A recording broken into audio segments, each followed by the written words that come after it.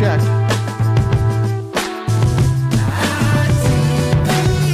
Good morning, everybody. Happy Friday to you, wherever you are, however you may be listening. Thanks for making us part of your day. Sorry for the slow start this morning.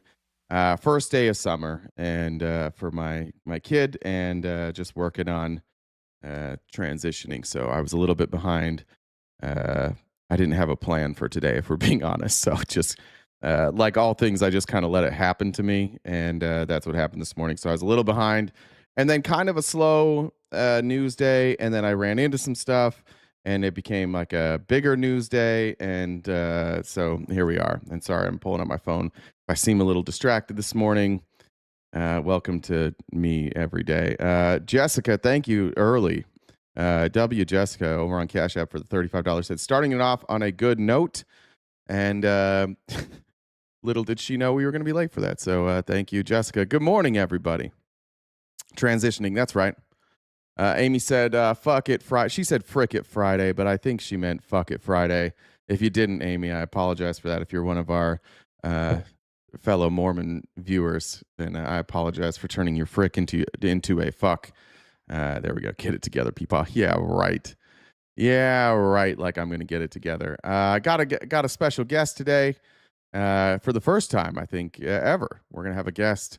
I believe they're going to be on camera as well. So looking forward to that. Got a lot of stuff to talk about. We finally, I should probably message Danielle, because we finally have some stuff to cover today about the Election Truth Alliance. And shout Danielle, just so you guys don't, Danielle has never stopped messaging me. I'm looking through months of her just blowing me up continuously. So if Danielle, if you are here, shout out to you for never letting this go. So we have some election stuff to cover. Ashley St. Clair, it's kind of with Ashley St. Clair. She also talked shit about some people that I really don't like, so I enjoyed that. We'll cover a little bit of that as well. And then the DNC autopsy, and some AI stuff, some data center stuff. We got Hunter Biden, went on Candace Owens. There's a lot. There's a lot to cover today. So is Ashley joining? I wish. I did. We are going to start working with somebody who's going to start helping us book some guests. So today is kind of a test run on guests, and we'll see how it goes. Jen, good morning. Good morning. What's new with you? Oh, same. Well, I guess maybe not same shit, different day. But yeah, you had a weird night on Tinder. Yeah. Things are definitely keeping. Are you going to talk about that today, or what? What's the plan there with the messages you showed me this morning? I feel like it does need to be discussed, because in some ways I think this is your fault. How is this my fault? Because I don't know if maybe it's the way you've used the term so often that maybe I have a different idea of maybe what. I thought you were saying it's like when you say something too often and your phone's listening to you and it starts showing you ads for that thing. I thought that's what you were saying. Yeah, no. Oh, okay. So one of my why are some people aware of this? Well, because after I received this message, I shared it with a couple people. And some of them may or may not be in our chat today. Yes. Oh, gotcha. And so one person may be, do we want to say a specialist or an expert in this particular subject area? So I got their expert opinion on it. So I have some DMs, but I think, like we did before, I think to share the actual DMs itself, I think we need to bonus. We need to add on to Jen's going to make you pay for the DMs. Because you're turning this show into your own personal OnlyFans. That's beautiful. Well, and in fairness, that's another funny thing. And so when people ask me what I do for work, I have this little blurb that I tell people, because I'm not trying to be too specific. I'm kind of vague initially. And so, like, I say something like that I'm in social media management / operations. And I've been asked, it's like the assumption that it is OnlyFans. By the way, Alberto said, happy Friday. I'm sure you will be great today. Thanks, Alberto. W. Alberto for an early $40 over on Cash App as well this morning. Thank you guys so much. I will say this, Jen. After communicating with you this morning, I'm not sure you're totally transparent about the way you go about communicating with people on the internet. I think, well, I'll just tell you guys what happened today. We have a guest coming on, so we had to test out like the cameras, like what it'll look like on what it'll look like on my end. And I was like, Jen, can you just turn on your camera? We got to adjust it. Like, it doesn't have to be like on your face or anything. Just turn it on. And I just needed to adjust the window. So Jen's camera was just focused solely on her cleavage this morning. It was on my face first, and then we started talking. I'm trying to set this up.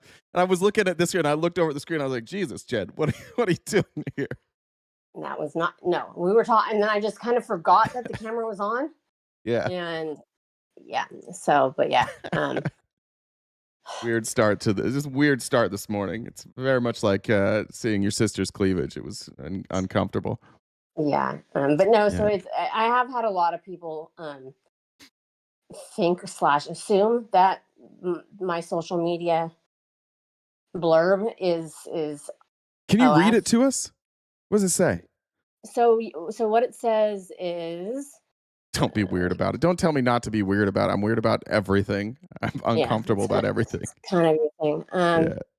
So I say I'm in social media management operations for a digital media brand channel. Yeah, a little bit. Yeah. Okay, I see. So did you come up with that yourself, or is that a Chat GPT? No, I'm pretty sure I came up with that one by myself. That's nice, Jen. That's worded nicely. I do write well. That's actually one thing. And I think in Discord, people they'll look at things like Jen's typing, and I'm very particular very intentional with my wording. So I will go and I will revise. I revise how I word things. So there can be it can take a while sometimes for me to write shit out. But so Michelle sent a Venmo, said to start the dollar train. And then Courtney said, think I missed it, but did you tell about the waterfall? Thanks for always getting me through the workday. Jen is my spirit animal. The waterfall? I don't know about the waterfall. What's the waterfall? Ox Black says, release the files, Jen. All right. Do you want to give them, what's it going to take for you to release the files? Oh, water wall. Water wall. I'll post a picture of the water wall in Discord if you guys Jen, if you want to remind me later. I do have pictures of it. Got it. Yeah, we need the water. I can't read. Actually, I guess I can't read today either. You explain it. Or you do your thing. I'll actually drop a picture of the water wall in now. Okay. Well, so I guess if we want, what do we do for the last one, the last DMs? Was it 100? Do not remember.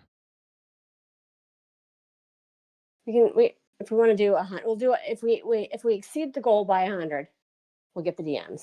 Okay, that works for me. So if we hit 450 total for the goal, we'll get the DMs, and you guys will be, I guess, some, like I said, Jay's seen them and someone else has seen them. For the record, we've covered two things that I saw today. We're talking about the DMs. Yeah, not the other. You're not paying for the other thing.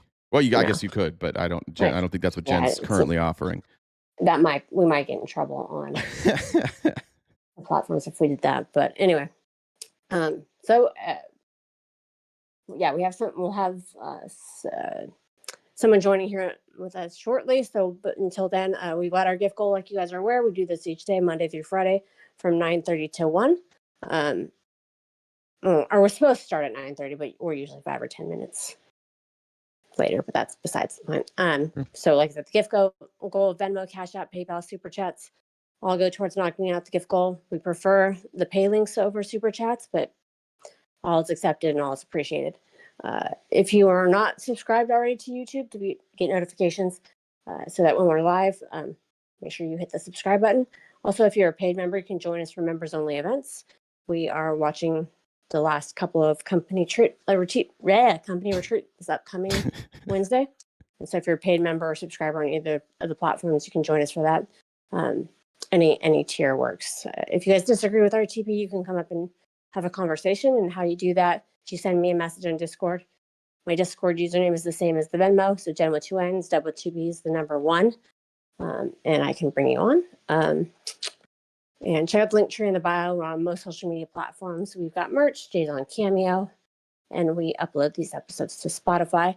So yeah, like I mentioned before, if you want to see the DMs, we got to exceed the gift goal by 100. So 450 total if you want the DMs. For that, so this joke came. Canarian sent me this joke. Where'd it go? Why did the monkey fall out of the tree? To get to the other side. Because it was dead. God damn. Fuck. Oh well. R.I.P. monkey. I did drop the water ball video in the Discord, so that's there. You can check that out. It's not a special guy. It's Steve. It's Steve, or some of you may know him as Vermont's Glenn Beck doppelganger. I'm still not convinced that Vermont is real, but Steve's going to come on to talk to us about his Do Something tour, which he and I haven't talked about. So I figured we just have the conversation on air rather than privately. So, or facts still matter if you guys know him by that name. So I actually I saw somebody in the Discord talking about this. I didn't put it on the outline because I don't even know how to cover it. But have you guys seen this video of the dude's like neck? They're accusing him of wearing a mask. Have you seen this yet? I don't think it's really I don't know if he's really wearing a mask or not. I've seen this guy. He looks like this other times without it, but I'm just going to show it to you. What's his name? Is it Robert Harward? I don't know who he is, but here it is. It's fucking weird. I don't know what to do with this. You see that they're saying it's like some sort of camera angle, but the world global economy, which they're holding all hostage to, the more everybody comes to realize this is all about the IRGC. At the end of the day, we're going to have to need a government in Iran that not only hands over the nuclear material, stops threatening the Straits of Hormuz, but quits exporting the Islamic Revolution throughout the region, causing the collapse of Lebanon, Gaza, Yemen, Syria, and as well. Yeah, right. Like I've seen, there's other ones like this is him. Over the nuclear material, stops. This is his image apparently. Like that's what he normally looks like. I don't know. Is he dead? Is it a new version of him? That it doesn't even really all the way look like him. Like his nose looks off. This looks like a different nose a little bit. I don't know. Some say it's a shadow from his shirt. Well, if you go, I know there's some places that had, let's see, community notes. What they're saying on the community note. Oh, where did they go? I saw a community note earlier where they said that they could like explain it. Let's see. They said they could replicate it. Can you guys hear me? Yeah, I can hear you. Hello. Sorry about that. I had some technical difficulties. Oh, hold on. Hold on. Let me step. Jen, I'm assuming you and Steve are setting this up. Give me a second. I'm going to mute you, Steve, real fast. I'll bring you back on in a second. I wasn't ready for that. I was like, what the fuck? That sounded like it was coming out of here. I just want to find the community notes here. I don't remember what it is. All right. Well, we won't worry about that right now. It just looks weird. Just looks weird to me. Maybe the guy's dead. Maybe he's not dead. I'm not sure. But yesterday, somebody had brought up Steve's Do Something tour, and I don't know anything about it. I've heard Steve mention it. I know he's fundraising. Basically, as soon as we were done, I got a message from Steve. I got one from Jen. I didn't respond to anybody but Jen, sorry, and Greg as well, explaining the Do Nothing tour. But let me just show you an intro video, and then we'll bring Steve on. Steve, I don't know if you can hear me or cannot hear me, but if you want to turn on your camera, you're welcome to do so. It'd be nice for people to see your face. But let me pull this up from Jen real fast. And we'll introduce Steve's Do Something tour. It was not what I expected it to be. I'm really excited about this. And I'm excited to ask Steve about this. But let me move this over here. Boom. Let's introduce the Do Something tour, and then we'll bring Steve on. I want to start with something honest. A lot of people in this country are tired. Not just busy tired. I mean soul tired. Tired Did I say do nothing? Do something. Sorry. of working hard and still feeling like they're falling behind. Tired of watching the news and feeling powerless. Tired of hearing promises every election season. I don't know why the video part's not playing. Let me try this again. Do we have another link to that, Jen? I want to start with something That's honest. the You one know that something. Greg sent me. There we go. All right. I'm going to start that over-ish. Maybe it just stays on Steve's on that part for a while. I want to start with something honest. A lot Shut of up, people everyone. in this country are tired. Not just busy tired. I mean soul tired. Tired of working hard and still feeling like they're falling behind. Tired of watching the news and feeling powerless. Tired of hearing promises every election season and then watching nothing change. And if you ever felt like your vote doesn't matter, like your voice doesn't count, I want you to know something. You're not alone, and you're not wrong for feeling that way. Because when you feel ignored long enough, you stop believing anyone is listening. And when you stop believing anyone is listening, you stop showing up. But here's what I've learned in my life. The moment that good people stop showing up is the moment the wrong people take over the room. That's why I'm launching something called the Do Something Tour. Not because I think I have the answers, not because I'm here to tell anyone what to think, but because I believe we're losing something precious in this country, and that's our faith in each other. I'm going to travel the country to sit down with people who feel forgotten, people who feel dismissed, people who feel like the system is built for someone else. And I'm going to listen. I want to hear what broke your trust. I want to hear what you've lived through. I want to hear what you wish the people in power actually understood about your life. Because the truth is, democracy is not a speech. It's not a slogan. It's not something that happens once every 4 years. Democracy is people. It's parents trying to keep their kids safe. It's workers trying to keep food on the table. It's communities trying to stay whole. It's people who don't want to be a headline. They just want to be okay. And I know this. If we want change, we can't just hope for it. We have to participate in it. I'm not asking you to be perfect. I'm not asking you to know every issue. I'm not asking you to trust politicians. I'm asking you to trust your own worth. To remember that your voice matters, even if it's been ignored. To remember that your vote matters, even if it hasn't felt like it has. And to remember that your presence matters, because this country belongs to you, too. So this is my invitation. Come back in, not because the system deserves you, but because your community does. Your kids do. Your future does. This is the Do Something Tour. If you've ever felt powerless, I want you to hear me clearly. You still have power. So, let's do something. Together. Yeah, I like that. Well done, Steve. Well done. Let me hop over there. We'll bring Steve in. I can unmute Steve there. And Steve, hey, can you hear me? Bro, I can. It's feedbacking quite a bit. You're getting feedback? It's an echo. Well, this is an echo chamber, I've been told. I don't know how to fix any of that. It sounds good on our end. Do you have the YouTube playing in the background, or can you hear that in the background? You're talking Okay. to Steve, right? There we go.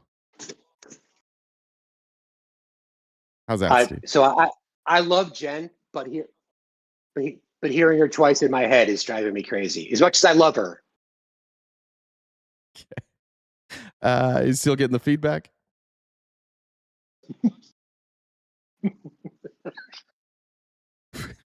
Steve, Are you still getting the feedback? This is crazy. Yes, Are you on Bluetooth? Doubling up. No. Son of a bitch.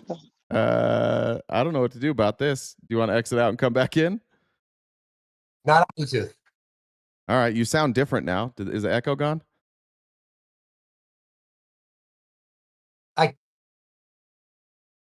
This is going about like expected.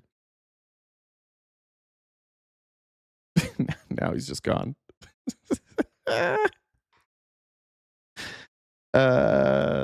Cool. This is normal here. Yeah, thank you. This is why we said this is the first time we've done it. Fuck it, we'll do it live. Let's do this every Friday.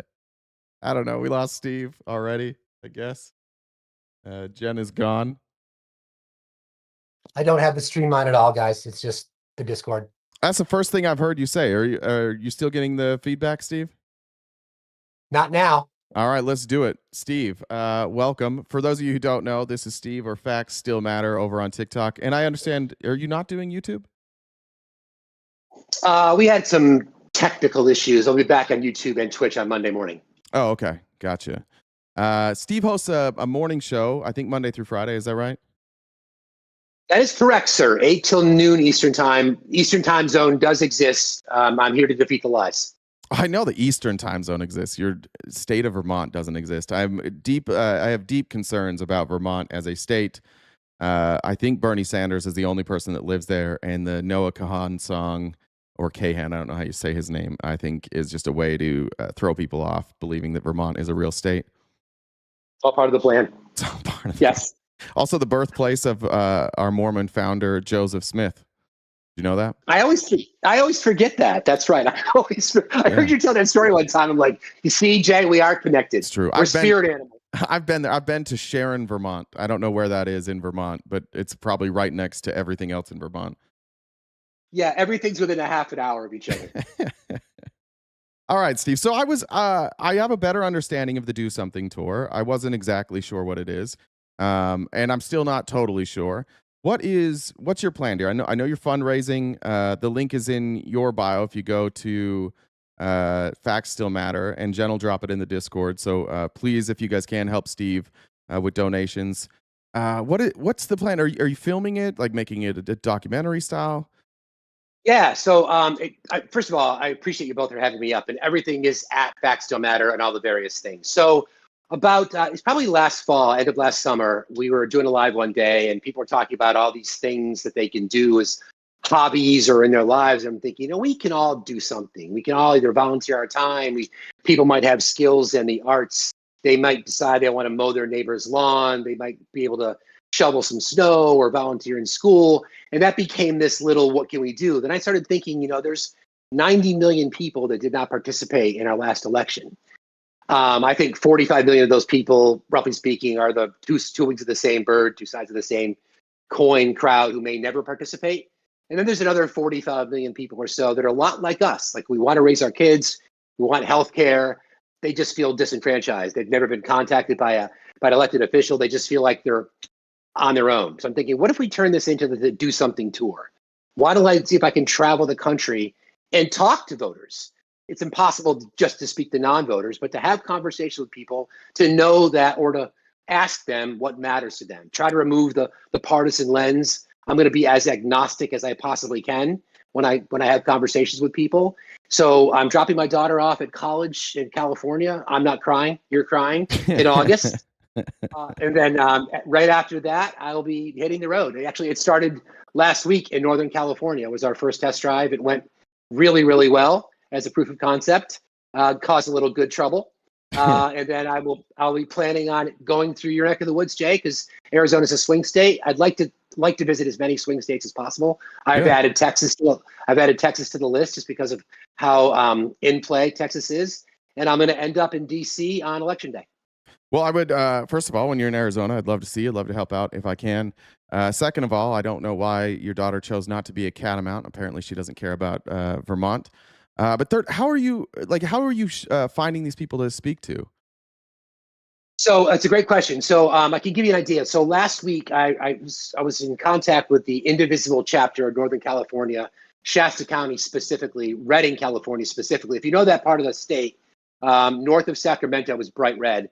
Redding is 200 miles south of the Oregon border, and Redding itself is just north of Cottonwood, home of the Cottonwood militia. So not exactly a progressive haven. I once visited Redding, California. I was there for one day, and I went across the street from my hotel to a gas station to get a Gatorade at about 11 o'clock at night. And somebody came up behind me with their hand in their jacket and tried to rob the place, pretending to have a gun. And the person at the gas station pulled out a snow shovel and beat the shit out of the person trying to rob them. And then they got away, but not very far. Police caught them. We had to identify them. That's my entire experience in Redding. So I think you're going to a cool place. Yeah, well, it was interesting. So like I said, I hooked up with the Indivisible chapter. That's kind of what I want to do, is to be able to have similar relationships with Indivisible chapters all across the country. That's one thing that we're still trying to put together, the on-the-ground logistics support. But last week in Northern California, I spoke in front of about 50 or 60 people that night, gave a speech to the audience. It was a variety of people from all walks of life. But during the day, I was encouraged to go into downtown Redding and have conversations with voters, because they've been under pressure from MAGA influence. It's easy to say in that particular area. But my new bestie is a gentleman by the name of Clint Curtis, who happens to be the registrar of voters in Redding and also the city clerk for Shasta County. And the entire interaction is captured on my YouTube channel, and it caused a lot of attention. He's under investigation for numerous assaults, both verbal and physical, threatened to drag a woman out of his office by her hair. Oh. Yeah. So that guy. So that's kind of how it started. And our community has really sort of embraced the idea of this do something movement. So I don't know what to predict. To answer your question, Jay, I don't really know exactly what to predict within every community, but I want to use my very bright white privilege and go to places that a lot of other people can't, and have conversations with anybody and everybody. You have so much white privilege, it's infected your beard and your hair. It's crazy. Like, you have the most white privilege of anyone I've ever seen in my life. I prefer silver, but that's fine. I get it.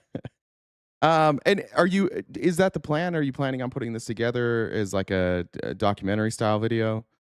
Yeah, okay. Exactly. At the end, so compiling content across the country. It's going to be myself and my dog to start, because the daughter won't be here. She'll be off at college. My boys are both off doing their thing. So it's going to be me and the dog, and we're going to capture content. We're going to turn it into, that's always been the plan back in my mind, is to turn it into a documentary. And I'm hoping that it becomes a do something sort of movement across the country. It's some of the work that I do on my day job is I do a lot of fundraising for a lot of nonprofits, and in particular food banks. And one of the most often, and homeless shelters too, some of the most common requests for items are socks and menstrual products. So that's kind of how the whole thing started. Like, there's something that we can do. So as I'm traveling the country, I want to connect with nonprofit organizations who are really doing good work, highlight the people who never get the attention that they deserve, and remind folks what's at stake. What your experience on the town halls, are these people that knew you before, or how did you set up a town hall? We relied on Indivisible for that one function that we did in Northern California, and I'm hoping to be able to do that again. Otherwise, my plan is to have a rental RV with a bunch of gear and just set up shop. I'm not going to say it's going to mirror Unfuck America, but I'm not targeting any particular location, but my idea is to go to places that white men can go freely. I mean, I got tattoos, I ride motorcycles, I play guitar, I've got, I can use my privilege. I can set up at a Walmart parking lot. I can set up at a VFW hall. I can go to a motorcycle shop. It doesn't even have to be staged. I'm planning on walking into diners, putting a camera in people's faces, and get folks talking. Do you plan on, this is such a strange, at least for me, like this is a really unique political time where I find myself after we let you go today, we'll have a show, and like I'm going to be playing clips of fucking Ashley St. Clair and Marjorie Taylor Greene and Alex Jones and Candace Owens, where like it's a politically confusing time for a lot of people. And I wonder, like, do you feel like through this tour you're going to be able to connect with people that you think could become more progressive? Because the more I watch, and every one of these people is exactly the same. And I don't remember your experience, but my experience coming out of being a conservative is that once that first wall was broken down, like once I could openly criticize my party, it made everything easier to understand. It made it easier for me to accept new ideas, and it made it easier for me to get out of that groupthink. As you do this, do you have any plans to like bring groups together? Are you going to do one-on-one conversations? Great question. So initially, I went into this trying to be as politically agnostic as possible so that I can get engagement. Mm-hmm. As you know, from doing this as long as you have, a person's persona in a little phone-sized screen is a lot different than they are when you're confronting them or talking to them face to face. So when I want to go into it, I'm not going to apologize for being a progressive, but I don't want to initially walk into a VFW hall and say, "Hey, I'm a bright blue progressive from Vermont. Yeah. Anybody want to talk to me about politics?" So, but I hope as this movement spreads, I've got some media locally that's going to do a story on this. I'm going to a policy summit from one of my senators next week. So the more attention that we can get on this, I think ultimately the goal is to have the organic approach to communities realizing that there are things that we can all do. I'd love to have more progressives. I mean, if the goal is to get 1% of that 45 million that didn't participate in the last election, that's like game changing. 2%, 5%. I'm one man, but I'm hoping that my privilege can then, I guess, impact and or influence other people to do more in their communities. Even if it's not about voting, Jay, even if it's not about that, even if it's about just people realizing that, listen, I'm in a position where I can help somebody. I can volunteer my time. I can run for school board. I found this amazing stat last week that there's 500,000, roughly speaking, elected officials in our country, state, federal, local. 7 in 10 ran unopposed. Yeah.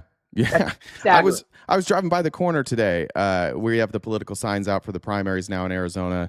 Man, Andy Biggs doing great stuff. It says Andy Biggs, and then it says Trump endorsed, which is a great platform that he's running on. For the record, always fuck Andy Biggs forever and always. But every school board one is like re-elect. There's not like elect. There's nobody running. Yeah. I say this too, Steve. Like you have such a unique. You have a unique position as somebody that, like, I hear you saying that you're blue, and I've told this story to this audience before, but you are one of the most uniquely principled people that I've ever been around. And Steve's is going to hate all this, so Steve, shut the fuck up while I say nice things about you, and you can take your flowers. But I can tell you in my time on TikTok and in interacting with Steve, Steve's that one person that probably the one person that I trust. As a human being, to do the right thing, to own their own mistakes, to do their best to broadcast things honestly. Steve will never talk about some of the shit that he went through, but Steve was fairly viciously attacked by a prominent content creator, and Steve laid low and didn't attack back and just waited for everything to kind of clear. And I think he was ultimately exonerated. But I also was on a call with Steve with branding Democrats. We talked about them yesterday, where I know for a fact that if the Democrats come to Steve and say, here's the type of messaging we want from you, here's how you can benefit from this, Steve's going to tell them to fuck off because we told them to fuck off, and it was an easy decision. And so I want to throw just my endorsement out there. And Steve, by the way, I know you messaged me yesterday. I forgot to get back to you. I'm happy to help in any way that I can. I think this is something that not the same idea, but I want to talk to voters. I want to talk to MAGA. That's how I got started. I think that's how you got started. And eventually it was like the same dipshits every day, and they weren't real conversations. But I just throw my endorsement that I don't know that there's somebody better suited to do what you're about to do. And I hope that you guys, one, follow it, two, that you donate where you can. And then again, Steve, like, I'm happy to help anywhere I can with all this. Well, thanks for the kind words, Jay. I really appreciate that. And I won't, I'll take the flowers. Well done. The work that everybody does, I think, is important. We each have our own targets. I mean, you're uniquely suited to speak to people that are coming out of, whether it be the indoctrination of their religious oppression and or conservatism. You're uniquely positioned to do that, and I think you do a great job, and your community does that. So we're all trying to move the needle, And from my side, I think about my wife or my kids, and I've got my daughter who's going to be 3,000 miles away, and I'm incredibly scared because yes, it's all men. And I appreciate that. I know my way around people. I've studied humans my whole life, and like I said, if I'm not using my privilege for something good, then what the fuck am I doing? Yeah. So people can go to your YouTube channel, which is to watch that town hall. The YouTube channel is what? The Facts Still Matter. The Facts Still Matter. I'm gonna go in and I'm gonna put the links into the description of our YouTube chat or this stream for today, so you guys can check out. If you're not already in the Discord, I'll add the links to it to the description of this stream. Thank you. And then the donation is, I assume, through like PayPal, Venmo, Cash App. Correct. All at Facts Still Matter. We also have a merch store. There's items in there that are Do Something Tour oriented, and there's also an Instagram page. The link to that is in my bio as well. Do you have a fundraising goal that you need to get to try and accomplish what you need to accomplish? 25K is the target. We are just south of 14K, and it's all been. We had a couple of people. We were all had a couple of people that lined up. They were going to be pretty prominent premium sponsors, and they just disappeared. So we're a little bit behind on fundraising. I was hoping to have most of that done by now, so we could start to put deposits down and things like that. So yeah, because I'll be on the road. This will be my job for 2.5 months. That's amazing. So yeah, so we're working on it. People have been incredibly kind and generous with offering their skills and services, and it's a big country to cover. A lot of folks have said, "Hey, stay on my couch." I'm thinking, okay, I know you, but I don't really know you. Well, you can say I've got a extra bed, and you're welcome to stay here when you come through Arizona. Can we cuddle? Yeah, yeah. That's kind of part of it, Steve. Appreciate that. Yeah, appreciate that. That's part of the rules. Anything else you want to add before we let you go? Sure. Again, I thank you for your time, your community. When I remember the first time that you and I spoke, and it was an honor for me to join your platform way back when, and you can take your flowers a little bit for the work that you're doing. But I think the advantage, I know we've criticized social, whether it be TikTok or YouTube or other platforms in the past, but it's things like this that allow something like this to happen. I'm just one person, but I know that people that are out there are doing the work. It's not easy. But marginalized communities every single day in our country are under threat. I think we all know that. The global femicide, women are losing the rights to their body. Women are dying in parking lots and in waiting rooms. And we certainly know the oppression of other marginalized groups. And if there's anything that I can do to try to remind white America, in particular white men in America, that we've got a lot of work to do, then it's my honor to do it. I want to thank the entire community. Again, one last plug. Everything is at Facts Still Matter, Cash App, PayPal, Venmo. You can find the link to all those in the link tree that's in my bio, not only here, but also on TikTok. And anything y'all can do to support us, I'd appreciate it. Thanks so much, Steve. And I'll call you sometime this weekend. We'll catch up and we'll figure out how I can help. All right. Guess maybe we lost Steve. We lose you, Steve? No, I'm still here. Oh, that's it. It's just, thank you. I'll link up with you later. Thanks, Steve. Appreciate you. I'll pin your link tree on both chats on Twitch and YouTube so that everyone can click there. But I also pinned it in our Discord and the description for the stream. So. Thank you. You're very kind. Thanks again, you guys. Have a great show. Yeah, Steve. We'll talk to you later. I'm seeing Bye. breaking news here. Tulsi Gabbard, it looks like, is resigning. Is it? Let me see if I can confirm that. I put 2 stories in our chat. This is from Fox News now. Let me pop up this video. News now. Fox News has just learned Tulsi Gabbard is resigning from her post as Director of National Intelligence. All right, let's get right to David Spunt. He's got the news for us. David? Well, Sandra, we are told that Tulsi Gabbard is resigning effective June 30th because of her husband's recent diagnosis of an aggressive form of bone cancer. Oof. Our thoughts, of course, are with Ms. Gabbard and her family, Director Gabbard and her husband, Abraham. All right. That's weirdly kind of sucks. I don't think Tulsi Gabbard's great, but she's one. I don't think she's very good at all, but there's one less person there to potentially be a thorn in the side. They're going to replace her with somebody so fucking awful. And it's going to be somebody in an acting role. Ugh. That's gross. God damn it. some of these people we need to stay just because they're the best option we have, and she's one of them. All right, here's something I mentioned with Steve here just a minute ago. And again, guys, I can't say enough nice things about Steve. One of the few uniquely great people I've ever been around. So please support him if you can. But these are the type of people I think Steve is targeting and needs to speak to. This is polling for voters who didn't cast a ballot in 2024. You mentioned the Republican base in your intro, and then obviously there's the Democratic opposition. But what Sorry, real quick, Lindsay had sent a message, said, release the fucking files. Thanks, Lindsay. Those who didn't cast a ballot at all in 2024, those who didn't show up to vote, well, they have become absolutely perturbed. I dare say they are pissed off at the President of the United States. Voters who didn't cast a ballot in 2024. Trump's net approval rating. Back in November of 2024, just after the election, look at his net approval rating. It was plus 4 points for his plans in office. But look at that. It is fallen. Yeah. Whoo! There you go, Sarah Steiner. That's the only sound you can make. It has fallen through the floor. Look at this. Minus 50 points on Trump's net approval rating among voters who did not, in fact, cast a ballot in 2024. That is, you don't have to be a mathematical genius, an over 50-point move against the President of the United States among those who are kind of like, meh, in terms of voting in 2024. But now they are pissed off. Well, and that's the thing. The turnout can have a huge impact on who wins a race. Give us some sense of why. Why? Some of you guys are so salty.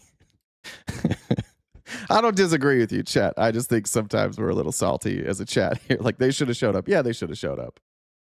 But you're not going to have everybody show up. And this type of approval rating is so dramatic that some of these people will show up. So, yeah, salty. People are in this position. Pissed off, salty, whatever. Yeah, it's fine. I think you have every reason to be salty. That's fine. It just made me laugh a little. And I can kind of guess, but I'll let you tell us. Tell us the numbers. I'll tell you the numbers. I mean, look, anyone who's been following these segments, anyone who knows anything about American politics knows it's the economy. It is the economy smarty pants in terms of Sarah Steiner. And you can just see it here. I mean, view of Trump in the economy, again, among voters who did not cast a vote in 2024. In November of 2024, 60% were confident in Trump to make good decisions when it came to the economy. But again, this number has just absolutely plummeted. Look at his approval rating now on the economy among those who didn't cast a ballot in 2024. It's 19%. It's only a third of those who were confident back in November of 2024. Again, we are just talking about numbers that are falling through the basement. If you hire the carpenters who built Donald Trump's floor in this, you shouldn't have. So Trump isn't actually on the ballot technically, but Republicans certainly are. Is this going to have an impact, you think, on them? I think that's a good point. Somebody said they didn't pay attention his first term. Oh, that was Dolphin. True. Trump's first term was so bizarre because there was 2 years, like the first year, basically his policies weren't in effect. Second year, his policies came into effect. Third year, the policies had an effect, but then we had COVID. And it just like screwed up his whole first term, where all anybody remembers from his first term is COVID. And then they did such a good job at shifting all that blame onto Joe Biden. I agree with that. It's largely forgotten what he did in his first term. Yes, absolutely. This is the key question, because it's not just about persuasion. It's about turnout, baby. It's about turnout. And these folks are not just pissed off and want to vote Democratic. A lot of them are actually very likely to vote. Okay, voters who didn't cast a ballot in 2024, their 2026 choice for the House. Look at this. Democrats are winning amongst them by 31 points, and 48% of them are either very likely or almost certain to vote in the midterm elections. So this is a group I'd really be paying a lot of attention on, because the reason why Democrats are doing so well on the generic ballot is in large part among those who stayed home in 2024. Many of them will vote in 2026, and they won't be voting Republican. They'll be voting Democratic, because truth is, they're just pissed off at the President of the United States. We expect to see some potentially big numbers. I mean, judging from this at the polls, or voters' numbers when it comes to the midterms. When you're perturbed, you turn out to vote. Harry Enton, we turn out to hear you every morning, no matter what. You're welcome. All right. And we're going to get to some actual election stuff here a little bit later, but there's just a split. Like, the split is happening now. Again, I mentioned we were going to show Marjorie Taylor Greene and Alex Jones on a split screen, which I apologize. Probably should have went jump scare there. Probably should have let you guys get your barf bags. But this is just one of those weird times in American politics where people, like, from left to right, from smart to stupid, there's just certain people who sniff out bullshit, and some people over sniff on what bullshit is, and that's what we have here. We have two people who don't believe anything. But in this situation with Marjorie Taylor Greene and Alex Jones, they have direct experience with Donald Trump. They have direct experience with Donald Trump behind closed doors, and both true believers, both have gone out of their way to lie for Donald Trump multiple times. And that's why I think this is interesting. Marjorie Taylor Greene brings up a really good point I hadn't thought of. And Trump now is back to kind of joking about a third term.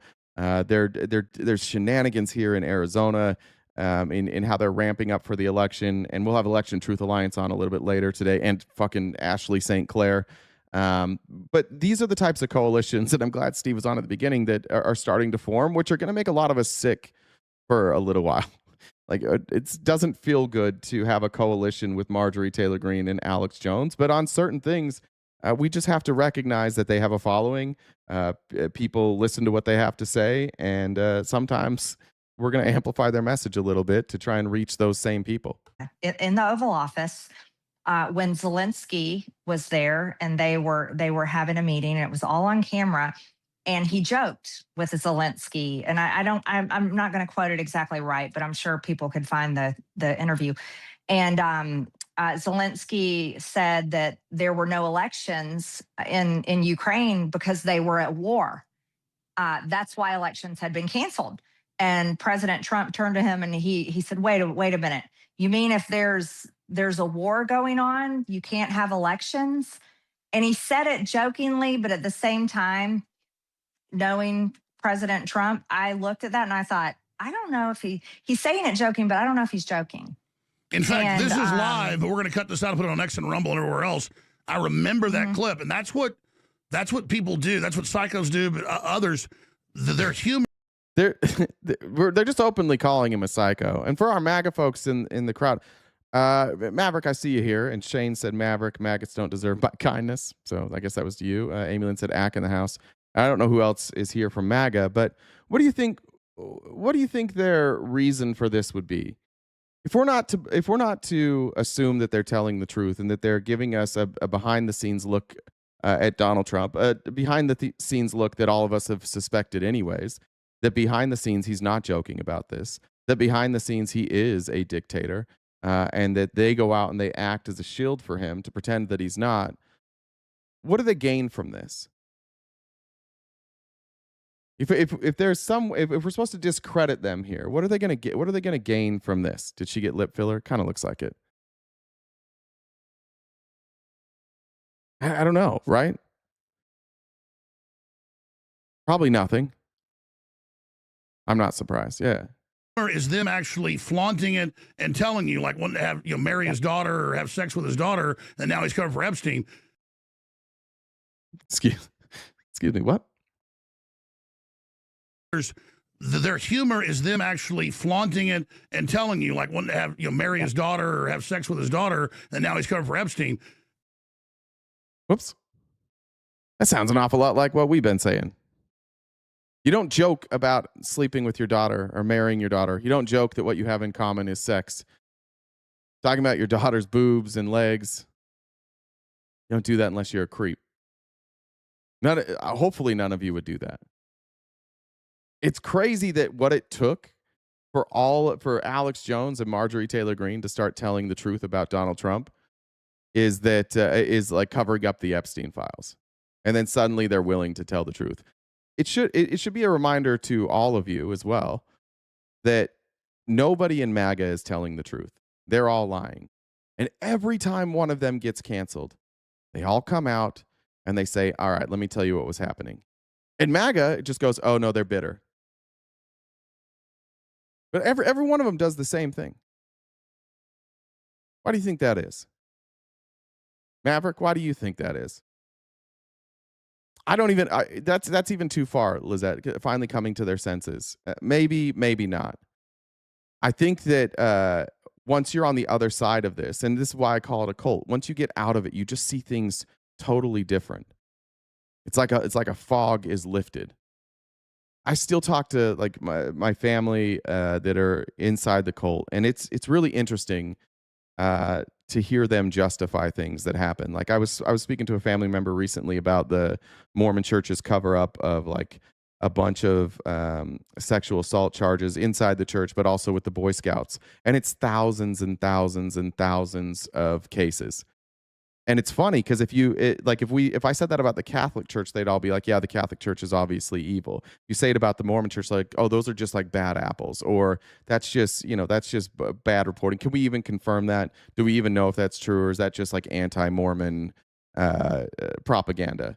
And that's how MAGA does every day. Every time we share one of these stories, this is what MAGA does. Oh, it's just anti-MAGA, anti-American, anti-Trump, Trump derangement syndrome. They've even like named it so that you don't even have to process it yourself. They just gave you a name. They're like, call everything Trump derangement syndrome. You're like, good idea.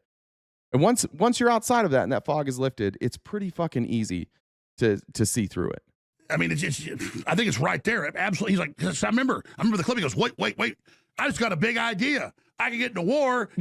Well, he just said yesterday, he said, I may be here in 2028. I may just stay. I may be the Israeli prime minister. What about that? We didn't cover that yesterday, but Trump said he had a 99% approval rating in Israel. And so when he was done here, he might just go be prime minister of Israel. Good luck with that. Natalie said, Steve's the best. Video with Mr. Curtis is awesome. Well, that's so that type of behavior is someone planning an idea over and over and over again. He constantly says it so that he can normalize the idea and test the support and test people's reactions.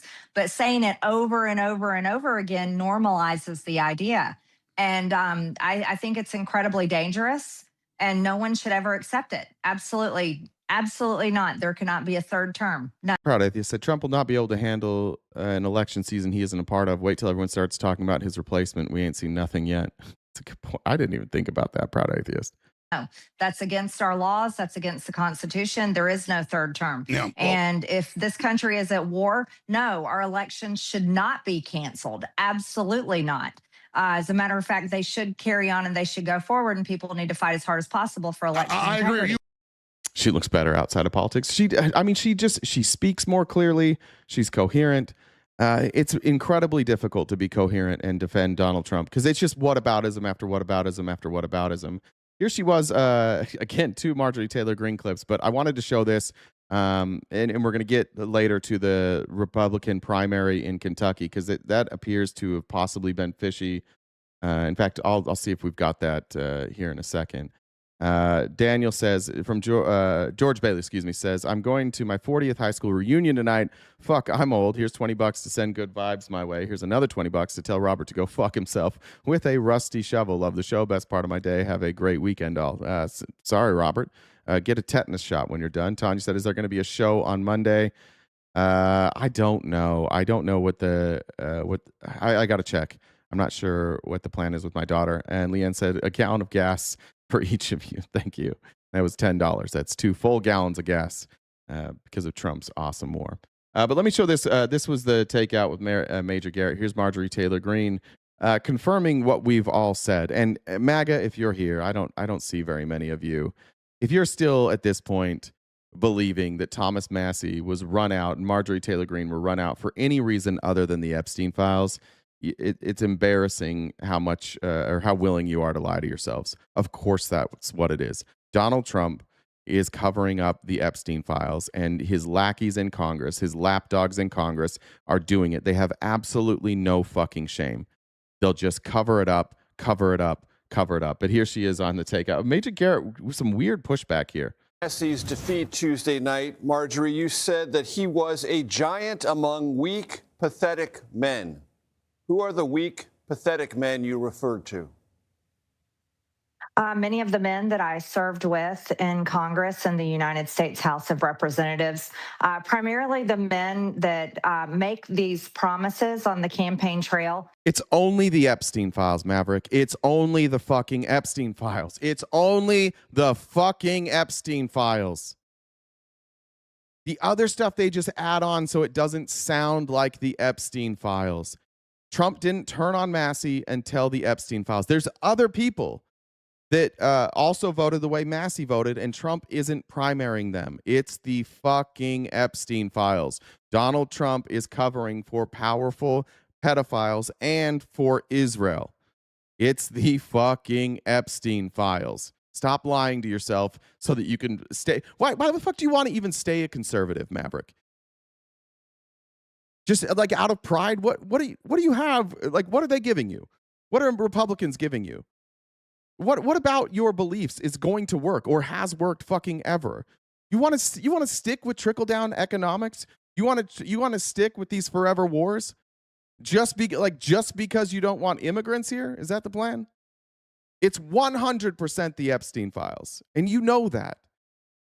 And then never deliver them. And it's actually Thomas Massey who was one of the few members of Congress that did follow through with his promises to his constituents. And that got him, in some cases, the direct ire of the President of the United States. Do you include him in that category of weak, pathetic men? Well, actually, it shouldn't. See, that's the thing, is it shouldn't have gotten him in the ire of President Trump, because actually Thomas Massey's policies and his bills and his voting record was very America first, is very. 91% of the time he voted with Trump. Niners suck said Tulsi just announced she's resigning. We covered that. Thank you. America first. He'll still be there for 7 more months. And that is what has so many people upset. In 2024, the American people delivered a mandate, and the mandate was put America first, no more foreign wars. We wanted accountability, demanded accountability from the elites. David, that's sad. This woman wanted to be president. When she found out she wasn't going to be president, she just packed her bags and went home. So go away and never come back, Green. Now, this is you lying to yourself, David. This is you doing what all Republican cowards do. And I don't know if you're a Republican even, but like, this is you lying to yourself. She got run out. She got run out of the party because she wouldn't drop the Epstein shit. How much longer are we going to allow these Republicans to keep lying to themselves? And more importantly, Republicans, how much longer are you going to keep lying to yourselves? You really think that's what happened? For sure. She quit. It wasn't that she was being threatened. It wasn't that Trump said he was going to primary her, right? It wasn't any of that. It was just that she wasn't running for president. I think she wanted to run for Senate or governor, right? Primarily the Epstein class, and it was Thomas Massey that was following through on that exact mandate. So there never should have been this disagreement. You also write in your social media post, releasing the Epstein files was our demise, meaning you and Thomas Massey. What do you mean by that? Yes, it was the reason that President Trump turned on both of us, because Thomas Massey, myself, Lauren Boebert, and Nancy Mace, we were the only Republicans that signed the discharge petition forcing that resolution to the House floor for a vote to release the Epstein files. That's when President Trump turned on me. The president already was angry at Thomas Massey over a few things, but that's what really turned his anger towards Thomas Massey. For Thomas Massey and I both, we took different paths, but the results was still the same.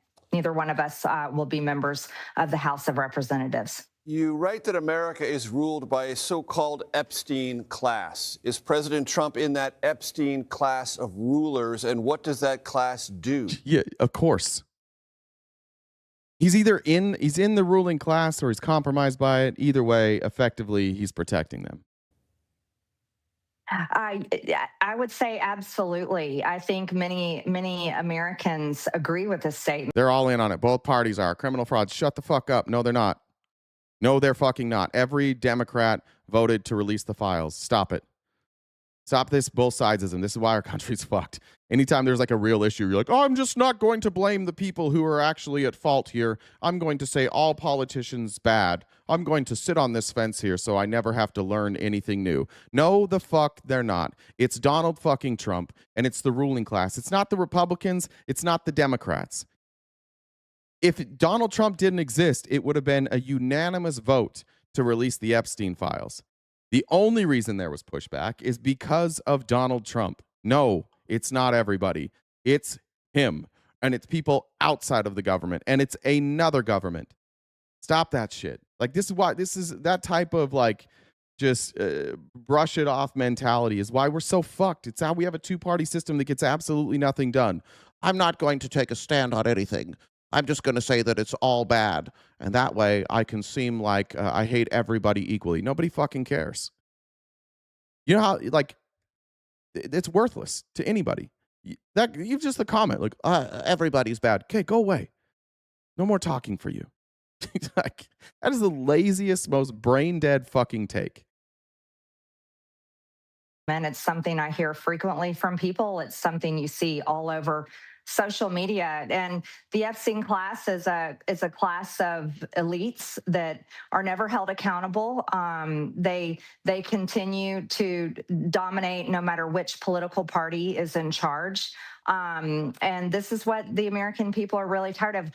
You know, it was under Democrats and Republicans both that inflation was very high, gas was unaffordable under different administrations for decades of both parties.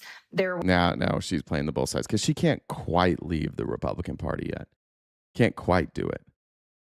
Presidents almost, this one drives me nuts, but presidents almost never affect gas prices. Almost never. Sometimes they start wars and then they directly affect gas prices. Presidents generally don't affect inflation. Sometimes they make really dumb decisions that affect inflation. In my lifetime, there's two presidents who have contributed the most to inflation. It's George Bush and it's Donald Trump. And then you also have COVID. But COVID was not a decision of Trump or Biden. It was a thing that happened to us. She drives me nuts now here. Like, just be honest. The problem that Republicans have right now is, one, they won't blame Trump. Now, she'll blame Trump. But what she can't do on top of that is also talk about the absolute failure of trickle-down economics and giving tax breaks to the wealthy. They're not ready to address that yet. That policy, which has been in place since Ronald Reagan, and Democrats have been too afraid to run against it, that policy alone is what causes all of these problems. Was foreign wars that continued on and on. But this is what the American people are tired of, and they very much want to be able to have a say in the policies and the decisions that are made in Washington, but they don't. And the proof is there on the Tuesday election results. The proof was there that a congressional seat could be bought by several billionaires representing a foreign lobby and not the people of Kentucky. Which foreign lobby? That would be AIPAC, Israel-focused donors. And that is something that you believe represents a long-term threat to the future of the Republican Party? I think anytime you have donors, billionaires that are donating and focused on congressional seats or any type of political seat, and their interest is for a foreign country, that can be any foreign country, that can be any foreign country in the world. I think that is a direct threat to the American people. I do. It's got to be a joke, right? Well, Scott Moons, that gas prices were higher under Obama 15 years ago. You know, there's we have data on that, right? I think you might be a Republican. This is just something you saw on Facebook. We can look at gas prices by month. You can go back. We have historical data on this. Obama was elected in 2008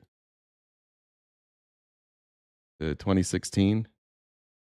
The highest it ever got under Obama was so he was elected in 2008. So you go to 2009. Look through these summer months. 370, 376. Yeah, 376. You want to try again? 423 in April. I don't know what May is going to come in. It's obviously going to be substantially higher than that. So, whoops, right? You can apologize for that one if you want. Okay. That's the end of Marjorie Taylor Greene. We got some bipartisan support against this dog shit Trump slush fund. I think I'm going to be proven right on this. When Trump announced this slush fund, I said that it'll be struck down in the courts. Maybe I won't even be proven right. It might not make it through Congress. Like Congress might kill it. This is on CNN. Republican Brian Fitzpatrick is introducing a bipartisan piece of legislation called the Transparency for American Taxpayers Act with Tom Suozzi. And here he was on CNN yesterday. Also in the politics lead, Speaker Mike Johnson's meeting with President Trump was scrapped today after the U.S. Senate left town without acting on Trump's immigration package. This is amid Republican fury over the nearly $1.8 billion anti-weaponization fund that Trump set up. These people don't really Bolo said, remember when Massey and Khanna were given access to all the unredacted files for 2 hours and found the files proved to them that 70 to 80% were redacted? No one in Congress has seen the full files. True. Phoenix said Trump isn't going to his son's wedding and Tulsi Gabbard lost her job. Hell of a day. Trump's not going to... who's getting married? Is Don Jr. getting married? That's not surprising. He didn't go to his kid's wedding, like graduations either. Don't deserve restitution. Many of them deserve to be in prison. I mean, this is just stupid on stilts. I do not support the weaponization fund as it has been described. I bet when Don Jr.'s ex-wife marries Tiger Woods, Donald Trump will go to that wedding. Rachel said, have you seen the clip of Trump bragging about the new ballroom features from a couple of days ago? After seeing that, there's no denying he's building a fortress and plans to never leave. That's in jeopardy, too. I don't think they're going to fund the ballroom. Republican congressman says he wants to kill this fund altogether. Republican congressman from Pennsylvania, Brian Fitzpatrick, joins me now. Congressman, thanks so much. He said, I've known him a long time. That's what he said about Don Jr. Jen, can you find me this clip? I got to see this. For joining us. What have you learned about the source of the fund and the fund in the last 24 hours, and if there is a way to stop it? Yeah, Jake, no response from the administration, so we're moving forward. Myself and Tom Suozzi, the co-chair, my co-chair of the Problem Solvers, introduced legislation today. We are operating under the presumption that the genesis of this funding came from last year's DOJ appropriations bill. So we took that title. We issued a very, very brief piece of legislation that says that money cannot be used in any way, shape, or form for this fund that was created on May 18th. That nobody knows. So, yeah, it looks like when they went through appropriations and they looked where this funding was coming from, it was coming from money that was already appropriated. You can't just change that. Wait, are you talking? Well, you didn't say it was adjusted for inflation. I saw your point, Wolf Sky Moons. I'll trust your numbers on that. But you said you said the gas prices were higher. You didn't say adjusted for inflation. However, let's keep in mind that Obama was president while there was a war in the Middle East. We didn't have one of those now, and we'll see. We'll see what happens when adjusted for inflation. For how long this gas crisis keeps going on. Come back in a couple months. Well, you didn't say adjusted for inflation in your first claim. You might have said it later. I'm not watching all of your comments, but I agree. I'll trust your numbers on that. I would agree that given the amount of inflation we have right now, it's possible. But come back in a few months and see if you still hold that. Anything about nobody ever authorized. So we have a multi-pronged approach here that we're going to use to make sure that these taxpayer dollars are not wasted in this manner. The Deputy Attorney General, Todd Blanche, testified that anyone can apply and the money would be given out confidentially. Well, Sky Moon, come back in a couple months and see if gas prices are lower than they currently are. You clearly don't understand global supply. You clearly don't understand what's happening in the world right now. Everybody's draining their reserves. And so when this is over in Iran, whenever the fuck it's over, all of these countries will be refilling their reserves while also having to use gas, and it's going to be more expensive for a long time. There would be a 5-person board that would decide who gets the money. I mean, obviously, there are a lot of Senate Republicans, in addition to you, who have concerns not only about the existence of this program, but about the lack of guardrails on the program. Yeah. The question I have is, are there other House Republicans who share your concerns? Yes. Yeah, we'll find out, Jake. We introduced the bill. A lot of people privately are telling me on the floor, great idea, we're with you. Well, let's see if they put pen to paper, right? It's very easy to say something. It's another thing to put your name on the line, which we have done and we will continue to do. So we're going to keep recruiting them. But I'm very confident, Jake, that we're going to kill this. If the Justice Department or Congress does manage to put limits on who can apply, rather than eliminate the program altogether, for example, saying you're not eligible if you were convicted of beating up a cop, as one example. Would you still be in favor of the existence of some sort of pot of money for taxpayer money for anti-weaponization payouts? No, I would not. Yeah, the normal course, the way you go about. Yeah, can we just also remember that every Republican, every single one of them, on January 6th, and for a couple weeks after January 6th, all said the same thing. This was horrific. It was a tragedy. It's a stain on the legacy of Trump. It's a stain on the history of the United States, and that Trump was responsible, or at least partially responsible. Every one of them. There was uniformity around that.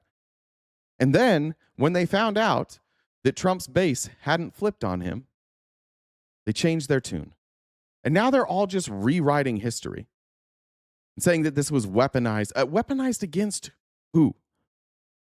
I'm still waiting for a legitimate claim of weaponization. Zero of them. Zero. Almost all of them appealed their convictions. 0 convictions were overturned. 0. There is no weaponization for these J6ers.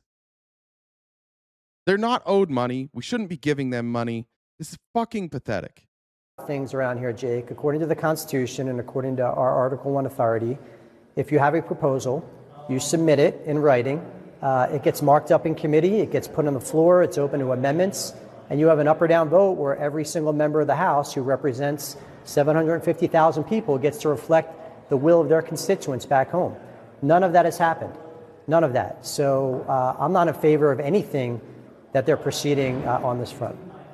The president's immigration enforcement package is now stalled. The Senate has just disbanded for the time being as lawmakers try to deal with the ramifications of this fund. Do you think you could take your Antifa dues from the slush fund? Yeah, maybe. Can we also point out that after all of this, you all said that this was Antifa, that it was the FBI, that these were all, everybody that was committing acts of violence were leftist activists. So now you're pardoning them. There's absolutely no continuity in your story. That's why Trump said, I truly love the uneducated, because holy shit, you've changed your story a million times. How is it that it was Antifa, but now that it's time to get payment, these are Trump people who got justice, or excuse me, who didn't receive justice? See, there it is, Raid the Ferry. Of course, J6ers deserve compensation. It was literally an FBI setup. It literally wasn't, and that's never been proven or even remotely close to proven.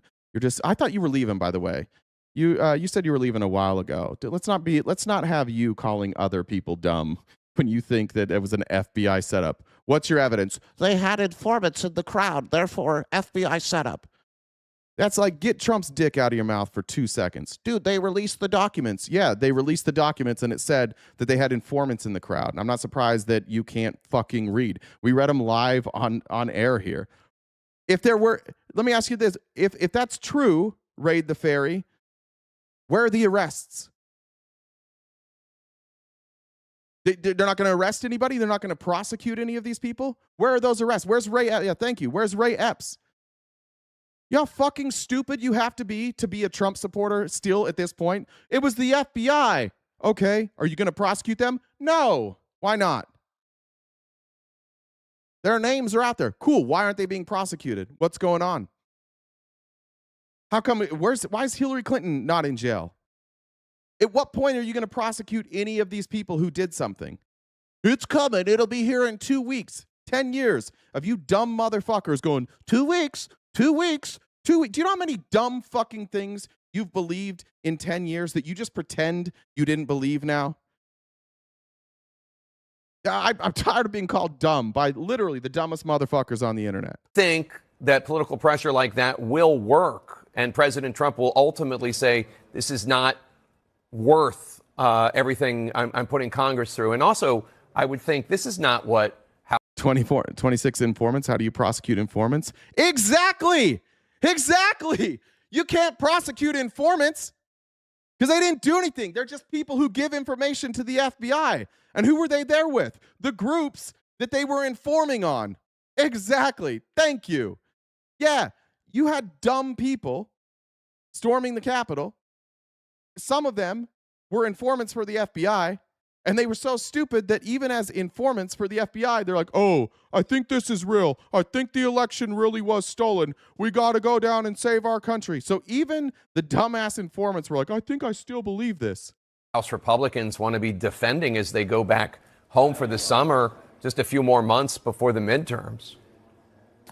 Well, Jake, here's the thing. You know, the way this was supposed to go was we were supposed to bring the DHS funding bill that had already passed the House with bipartisan support, by the way, before the tragedies in Minneapolis. Tom Suozzi and I introduced a number of reforms, including removal of masks, requiring warrants, so on and so forth, the entire laundry list of reforms. But I always believe in funding the government. What I do not support is one single dime of taxpayer money going to a ballroom or a dime of taxpayer money going to this so-called anti-weaponization fund. That was never part of the agreement, and it's also not what my constituents want. And I would submit to you that I can't imagine the majority of constituents in anyone's district, all 435, that any of them support this. So we are not just fighting back in word. We introduced legislation today, and I am on a mission to make sure that we do not waste taxpayer money in this regard. All right, I guess we'll see how many of your... Right. It's going to be shut down. All right, so this is the post from Trump. While I very much wanted to be with my son, Don Jr., and the newest member of the Trump family, his soon-to-be wife, Bettina, some circumstances pertaining to government and my love for the United States of America do not allow me to do so. I feel it is important for me to remain in Washington, D.C. at the White House during this important period of time. Congratulations, Don and Bettina. Okay. Maybe. I don't know. Don Jr. and his father have a very complicated relationship. What's up, Jen? So I went and listened to the clip. To me, it sounds like he could be talking about the fiance. Oh, that he's okay. known the fiance for a very long time. I mean, the way it's worded, I mean, he doesn't speak well. Okay, I'm going to try and make it. I'm in the midst. I said, this is not good timing for me. I have a thing called Iran and other things. That's one I can't win on. If I do attend, I get killed. If I don't attend, I get killed by the fake news, of course, I'm talking about. But he's and a very person I've known for a long time, and hopefully they're going to, I think he's talking about the fiance. But also, the media's not going to kill you for going to your son's wedding. That's silly. Dusty said, I'll keep saying it. This administration won't stop breaking the U.S. until someone directly stops them. Yeah, I probably agree. I don't think he's talking about knowing Don Jr. for a long time. He hasn't known Don that long. He barely knows his kids. He could recognize them, I think. All right, I just wanted to show you this. I'm proud of Jim McGovern for this yesterday. So yesterday, the Senate, or 2 days ago, the Senate passed Wartime Resolution Act. A couple of Republicans switched side, and it basically takes Donald Trump's ability to continue the war in Iran away from him. And then that went to the House. And the House didn't have the votes. They weren't going to be able to get enough votes to allow Donald Trump to keep doing this illegal war. So what did they do? They did what they always do. They go home early.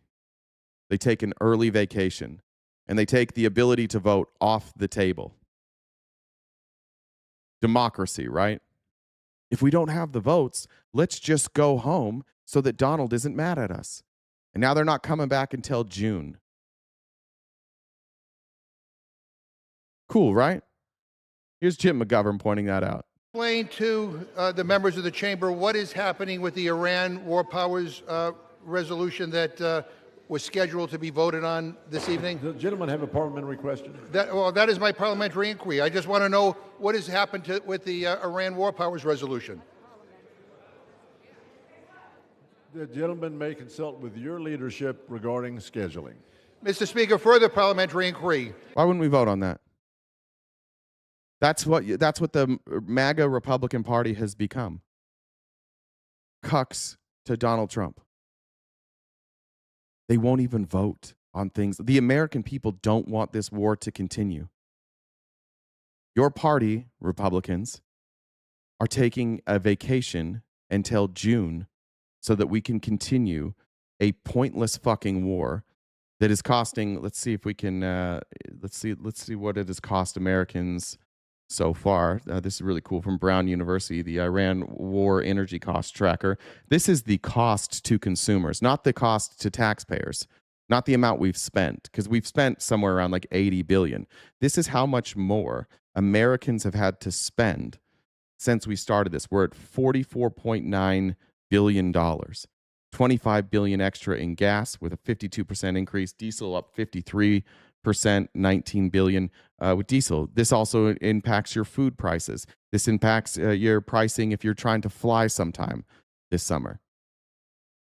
You guys left Congress twice already to take vacations? Nope. James, you know how we know that that's not true? Because only the Speaker of the House can do that. Only the Speaker can recess Congress. We don't have a Speaker of the House on the Democratic side. See how you have to lie to yourself? Why don't you just admit what's going on? Even if that were true, James, why the fuck do you think it's a good idea that you keep paying more? Why are you so willing to take it up the ass for Donald Trump?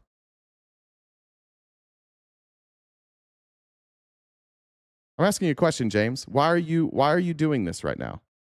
Why are you so willing to defend Donald Trump while he just butt fucks you?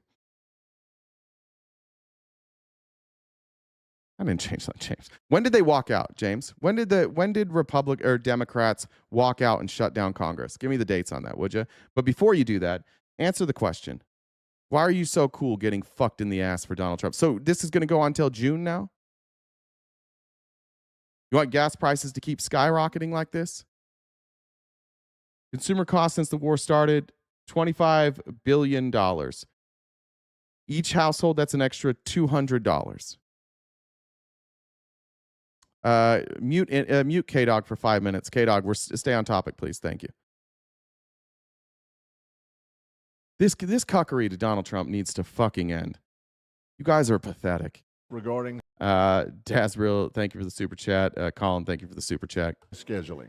Mr. Speaker, further parliamentary inquiry. Are we not voting on it because the American people are sick and the other one about the fund? Thanks, Ty. tired of this illegal war that is costing tens of billions of dollars? Gas prices are through the roof. People can't afford their groceries. Is that why you're pulling it? You guys don't have the guts or the balls. The House will be in order. Mr. Speaker, can you explain? Why? Why are you cucking for this dumb bitch? Just raw dogging you with a sandpaper condom. Just tearing up your assholes. Let's keep doing it. Let's just keep doing it. We need Donald Trump to be right. We don't care if it hurts us.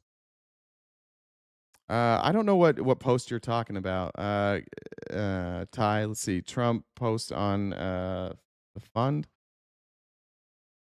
I don't see what he said about the fund. Jen, do you want to see what Trump, I guess Trump posted something about, let's see. Might be this one. I gave up a lot of money in allowing the just announced anti-weaponization fund to go forward. I could have settled my case, including the illegal release of my tax returns and the equally illegal break-in of Mar-a-Lago. That wasn't part of the case. What? No. There wasn't any illegal break-in. They had a warrant signed by a judge for an absolute fortune. Instead, I'm helping others who were so badly abused by an evil, corrupt, and weaponized Biden administration receive at long last justice. Okay, sure you were. He was doing it for the people, guys. That's why. While we're going on break, here's Jason Smith. I don't know if anybody. Is this the wrong one? Shit, I don't have it. Did I do the wrong one?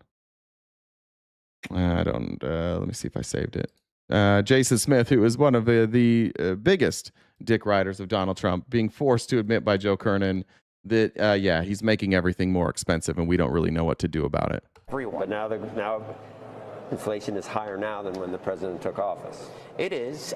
It did hit the lowest level in 5 years, but ever since the Iran conflict, inflation has ticked up the last couple months. There's no question it's because the result of... I don't know when it hit the lowest level in 5 years.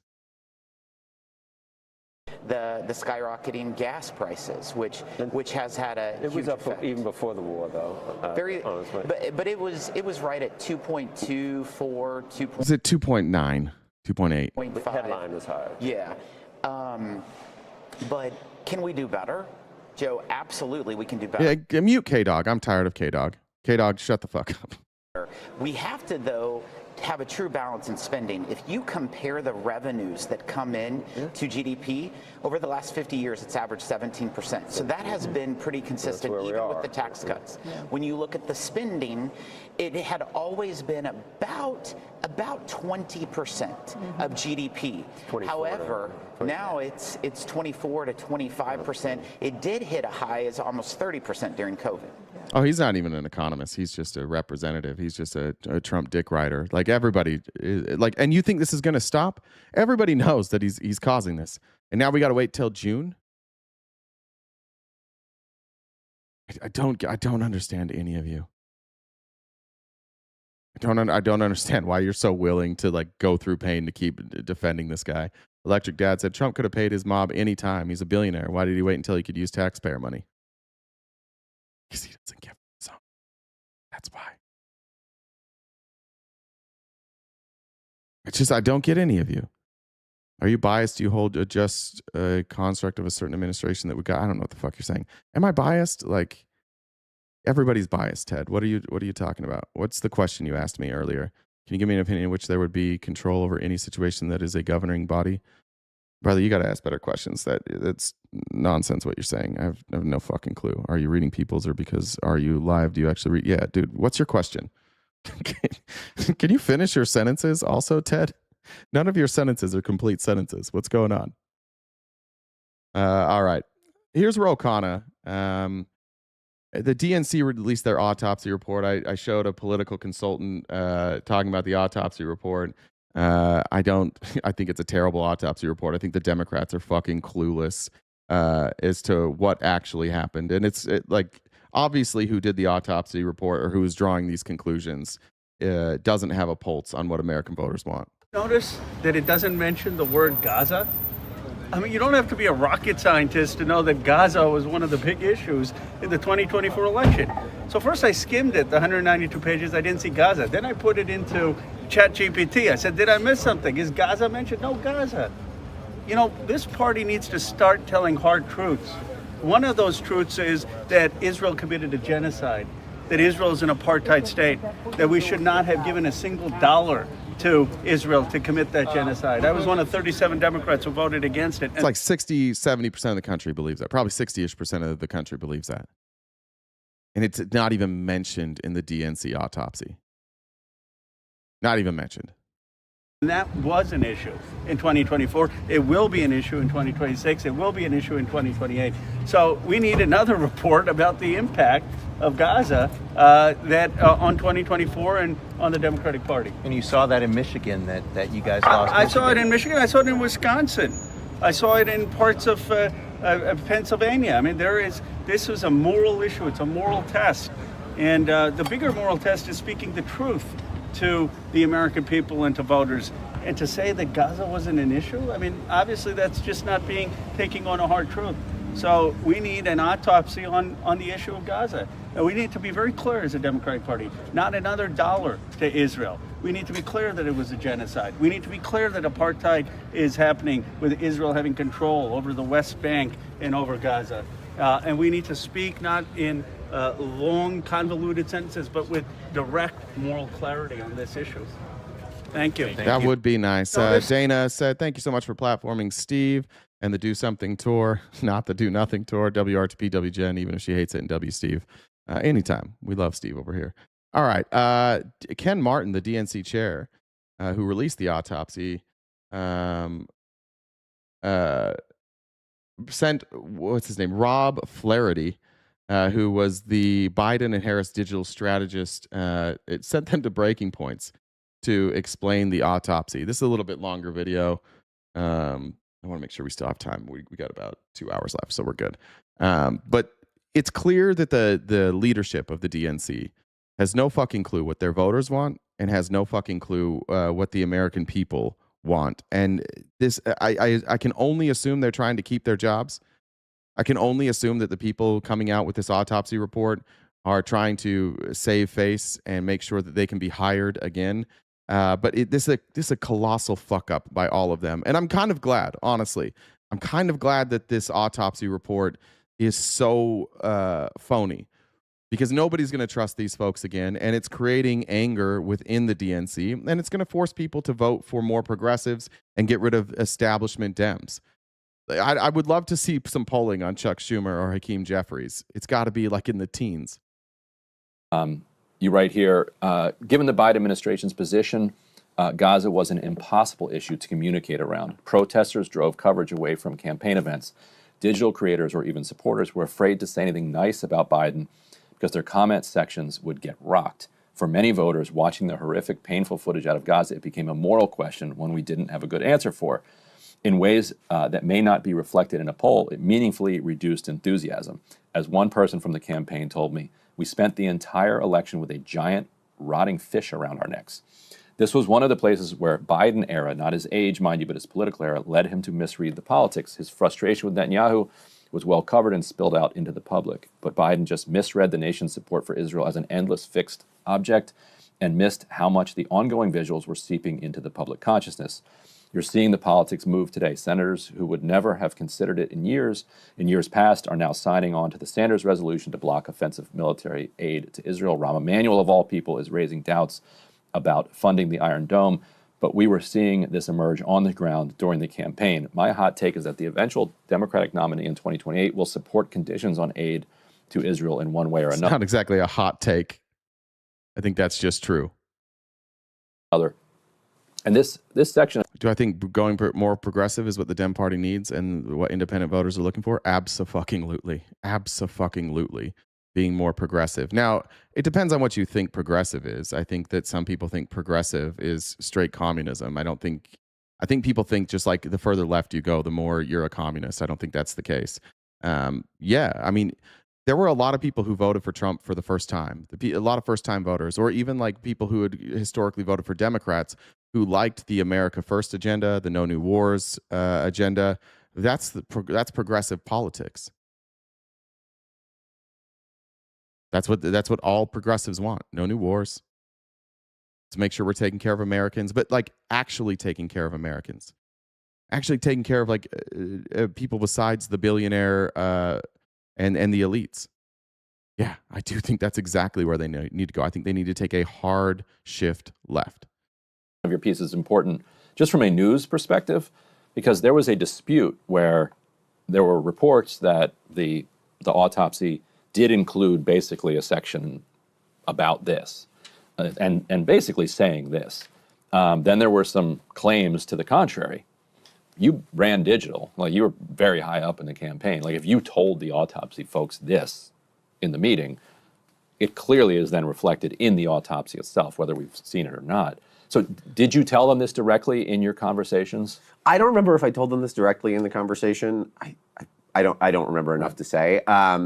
I don't think that there's any like smoking gun in there about the impact of Gaza on the election. I know that they had the conversation with activists. I think my understanding is the guy sort of was like, of course it's yeah we've got it, kind of like being polite. So I think maybe perhaps the part that they're missing here is not necessarily that all the voters had their minds made up on Gaza, but that you should have made the pitch.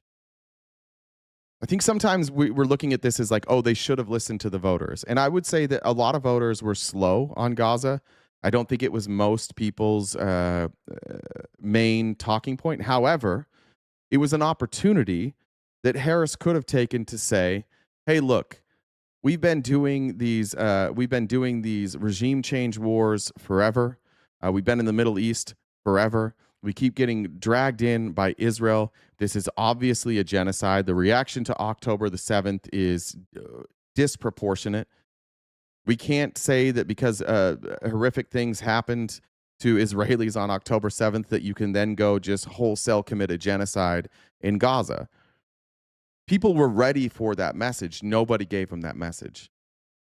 The people that voted for Trump saying no new wars, like Trump wasn't really willing to go against Israel and Netanyahu, but he was giving them something by saying like, we're going to end this. And so for somebody who might not want the war to keep going, or even somebody who said like, I don't like the treatment of the Palestinian people, yeah, maybe Trump's not calling it a genocide, but he's saying he's going to end this war on day one. That's a better solution for that voter than what Harris was saying. sometimes Democrats need to lead and not just try and get the pulse of the people and message that way. Sometimes it's okay to lead. I think that a lot of people were afraid, and courage matters. People want to see a leader be courageous. People want to see a leader take a different stand and not sound so buttoned up. I think that's what they should have learned here. Don't be afraid to talk about new things, because if everybody's tired of hearing the same fucking thing over and over and over. I don't know what was in there.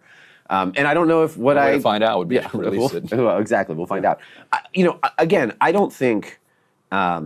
I think there are a lot of people who want to hear somebody say Gaza was the reason, and I don't think it is the reason, but I think it is a factor in a reduced enthusiasm for the vice president, and obviously for Biden before that. And I remember from my own perspective too. And it wasn't because of the comment section. I think it was more of the kind of just moral question. I was really supportive of a lot of things that, like I said earlier, he was doing on antitrust or on labor, or on sometimes on trade. But I would mute my praise, because I'd be like, he's also on a daily basis slaughtering and participating in the slaughter of children. Sizable numbers of children every single day, like a child, like every hour or so for a year. And so it did make it very hard to be like, this was a great NLRB ruling. Yeah. We should all celebrate it, even though it's good NLRB ruling. So what is it, a hair or a wiper he got installed for 5 head sweat? Was that something you noticed intuitively, or did you have interactions with kind of influencers and other surrogates who you were trying to get to go rah-rah, and they're like, you know what, so walk us through, how did you come to this? Guys, we got to stop calling it a genocide. Steve needs us to know. Iran started the war with one of their many proxies. For sure, dude. For sure, Steve. For sure. Keep bootlicking for Israel. What side of World War II do you think Steve would have been on before the United States joined the war? Guys, it really is those pesky Jews in Germany. Wake up. Hitler had no choice but to genocide them. They were going to go into other countries and take over their banking. You sound exactly like a fucking Nazi, dude. We know that's the side you would have been on. Keep siding with the fascist, genocidal government of Israel. That's going to age like milk in the sun. Keep doing it. Conclusion, which I agree with. I'm just curious how you came to it also. So I think it's two things.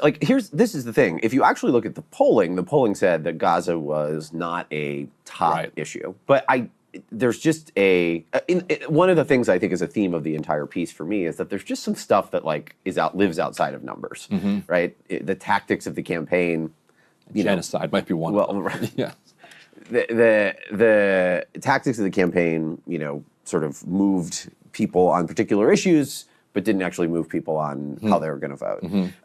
And so one of these things is there's Germany has a right to defend itself. Phoenix.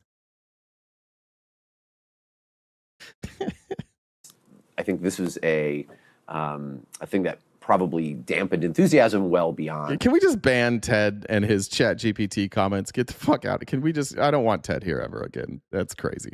What would show up in a poll. And it was stuff like that, creators who would be willing to be supportive would say, well, it's just sort of not safe territory to do it because I'm going to get criticized. Right. Or, would themselves be critical of President Biden's position on it. Poland was about to get nukes, yeah. And so it did. I think it had a material impact in a way that I think was difficult to measure, but was sort of passes a smell test on, obviously was there. And so to sum up, because I know we got to run. It sounds like an outsider, anti-establishment populist who's willing to be critical of Israel, from your perspective, would have done better in 2024. What does that mean for 2028? Where do you what's your elevator pitch to candidates, weapons of mass dolphins, and campaigns who are looking at 28? So I think a couple of things on this. One, I don't think we can overestimate just how pissed off the American people are, and they are mad about the status quo. Democrats are benefiting from Donald Trump being on the wrong side of this right now, but that's not a permanent thing.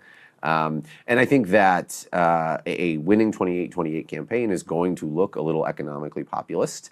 Guys, Nazis attempted to wipe out Jews. Israel and the U.S. were not trying to wipe out Palestinians, just Hamas. Slight difference, except for they killed a bunch of people, hundreds of thousands of people that weren't Hamas. So they didn't mean to, though. They didn't even mean to do it.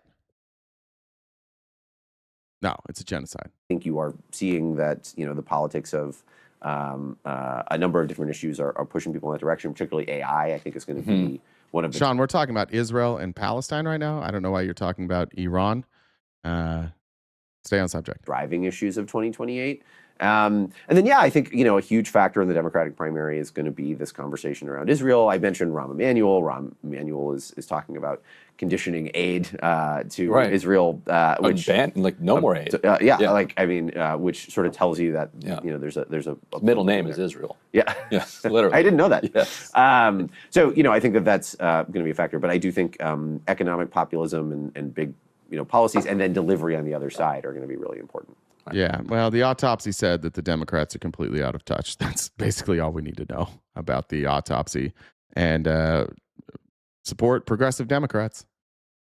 Or if you have a progressive that happens to run as a Republican, I guess you can support them too. Stop supporting people who just want to waste all our money in nonsense wars. IMFRCD said my Antifa dues. Thank you. Good reminder, guys, to get your Antifa dues in by the end of the month.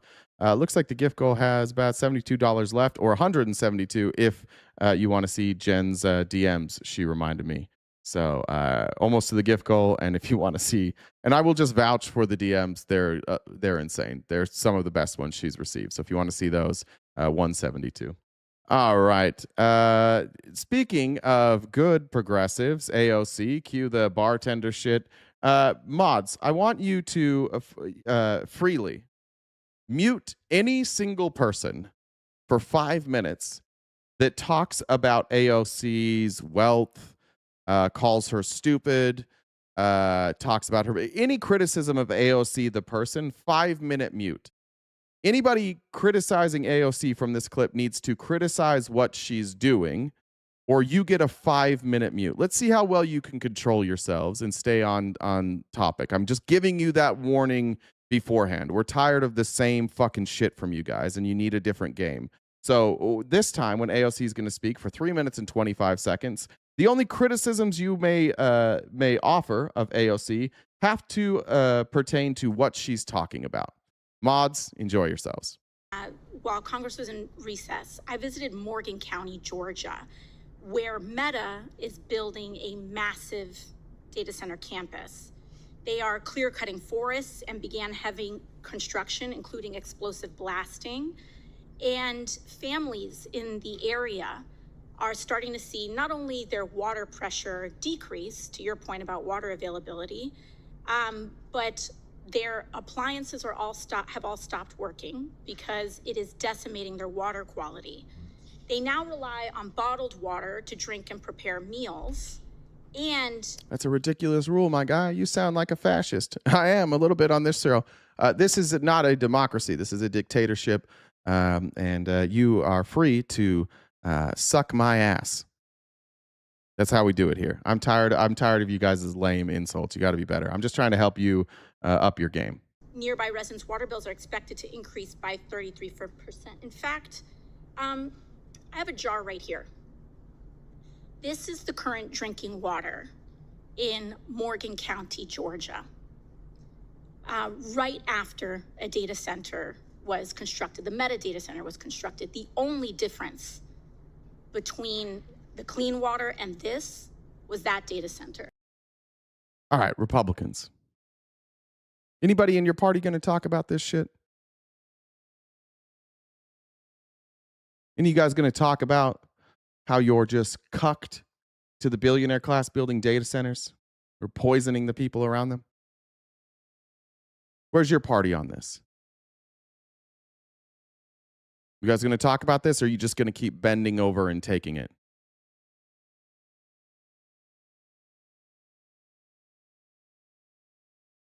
Who do you got? Get a filter. Yeah. Yeah.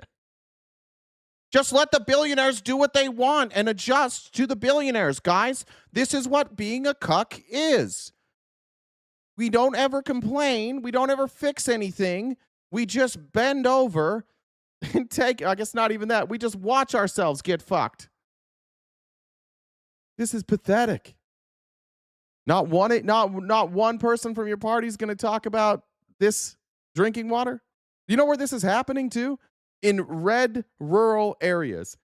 We got AOC out here talking to red rural areas and offering protection for rural Republicans. And your party's sitting there with their thumbs up their assholes, counting their checks that they get from the tech companies. I have another one as well. So this wasn't just one well. These wasn't just one family's situation. This is what the drinking water now looks like next to that data center. And I think both of us can agree that neither one. Yeah, too radical if you ask me. Our water should be brown. God made brown. One of these things are drinkable. These families now have to ship, in a rural area, have to ship water to their house in order to cook and bathe themselves. That's nice and cheap, too. Now, I'm curious if brown the means EPA nutrients. plans any investigations on how data centers are affecting water quality and availability. I understand what you said about the rule, but are there going to be any open investigations on this issue? So as soon as I get back to the office, I will be looking into exactly what you've just talked about, because anywhere, whatever type of construction it is a priority to ensure that water quality standards established by EPA are being met. And so we'll be looking into that certainly. Jay Resi, brown water, yay, brown people, boo. Yeah, that's the new Republican motto. Thank you. I sincerely appreciate that because I think this is of utmost importance, and we're seeing this happening across the country. I'd also like to ask about the administration's push to build more data centers by fast-tracking construction, because the administration's been issuing executive orders to fast-track data center construction when we know that water quality is encountering major issues. Are there any mandates for data centers to do water quality testing prior to construction? Of like coming from a public water supply, drinking water supply sampling? Wells, yeah. I'm not aware of anything like that. However, it doesn't mean I'm just not aware of it. Might exist, yes, but I'm not. Of course. I think it's important that, you as an agency official, we have to make sure we're doing these investigations. And then us, on a congressional level, I'd like to note that I think it's of utmost importance that we also launch congressional investigations into this matter as well, so that we can partner with the EPA and ensure that the drinking water for this country continues to be safe and accessible for the American people. Crunchy water is how the right got so smart. So thank you, Administrator. Thank you. Crunchy water is my new favorite way. That's they'll just rebrand it. Aren't you tired of not chewing your water? This is a story coming out of Trinidad, Texas. A person named Jennifer Combs arrested and charged with a felony for false alarm for posting on Facebook about residents that were getting hospitalized from bad water. Describe it as it looks like the Trinity River is flowing from their water taps. Do you ever expect something like that Facebook post could get you arrested? Not at all. I did not, because I didn't say anything in it that could be used to cause. Yeah, see, we don't know exactly what's in that water because there's been no study done on the water there. There's data centers will use chemicals. They also discharge their dirty water because they're from cooling.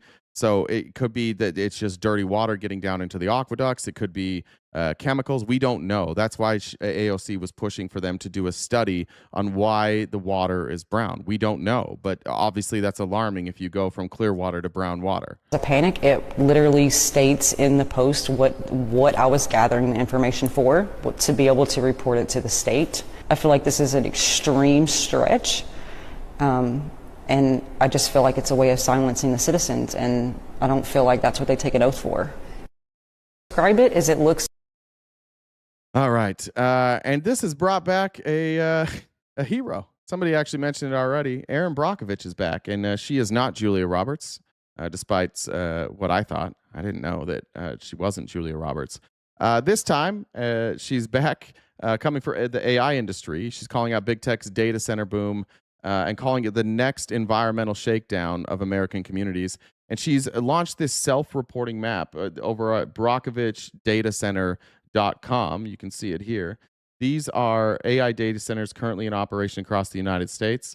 33 are operational here, 39 under construction, 23 proposed, and 1,840 community reported locations nationwide.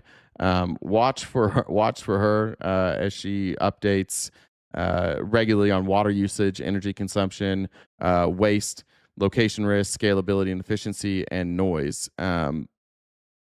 It'll be interesting to see. This is what it sounds like. Now, this isn't all data centers, but data centers often use giant gas turbines because where they're at, the grid can't support them. This is from, I'm trying to remember where this was. I think this was in Tennessee. This is the sound coming from the data center. You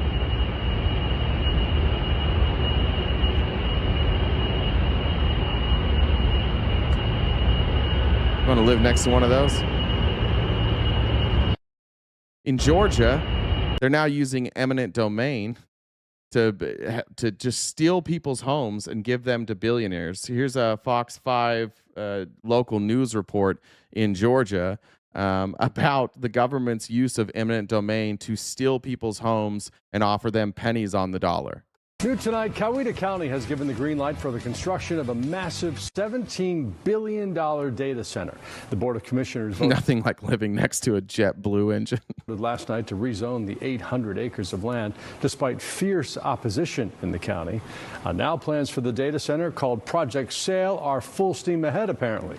Tonight, Fox 5's Rob Durienzo is at the live desk with a look at where residents are taking their fight now. Rob? That's right, Russ. Good evening to you. Well, it was standing room only at this Board of Commissioners meeting in Coweta County over this massive data center. And after hearing from residents Tuesday night, the commissioners voted 3-2 to approve. Can I just point out that the people that are pushing these data centers and supporting these data centers are the same dumb motherfuckers who said windmills cause cancer? Like it's the same fucking idiots. Oh yeah, I think windmills do cause cancer. And then you watch this, they're like, oh, brown water, it's fine. Oh, what? All the gas in the world, it's fine. Living next to a jet engine, that's fine, but windmills cause cancer. The rezoning. This is a no-brainer for the county, and I would stake my political career on it. If you can run against me, you can. A tense vote Tuesday night in Coweta County as commissioners advanced plans for the $17 billion data center called Project Sail. Its 9 buildings, more than 4 million square feet, would require more power than the output of a nuclear reactor. It's the right site for a data center project. It will bring good jobs and millions of dollars in revenue to the county per year. While the head of the company behind the plan, Prologis, says it will boost the local economy, residents organized a campaign against it, fighting it tooth and nail. It creates an industrial island in a sea of non-industrial land. This proposed development is just 1,200 feet from Arco Sargent Elementary School and only 950 feet from a daycare. Those residents opposed to the project wore red, arguing the jobs it would bring would only be temporary. Those in favor, like Chad Caldwell, wore blue. He thinks. Who was it that messaged the other day? Oh, it was Soli, who does work on a data center, massive data center in the Northeast, and said there's literally 3 people that work there. These are temporary construction jobs. These aren't going to create long-term jobs. Second explosive bullet. Stop lying. You're getting a 5-minute mute for lying. Mom Donnie did not run on taking land from landlords. That's not true. You made that up, but you get 5 minutes, unless you can cite a source. Your next comment can cite a source, or else you get 5 minutes. I'm tired of you. The county could seize on the money coming from Silicon Valley. I know we need more money in this county. I know we need to work on roads. We need to build bridges. We need schools. And I think we're looking at a great opportunity to generate a tremendous amount of revenue. As these data centers pop up all over the country. How are they going to generate revenue? How's a data center going to generate revenue for this city or the county? How?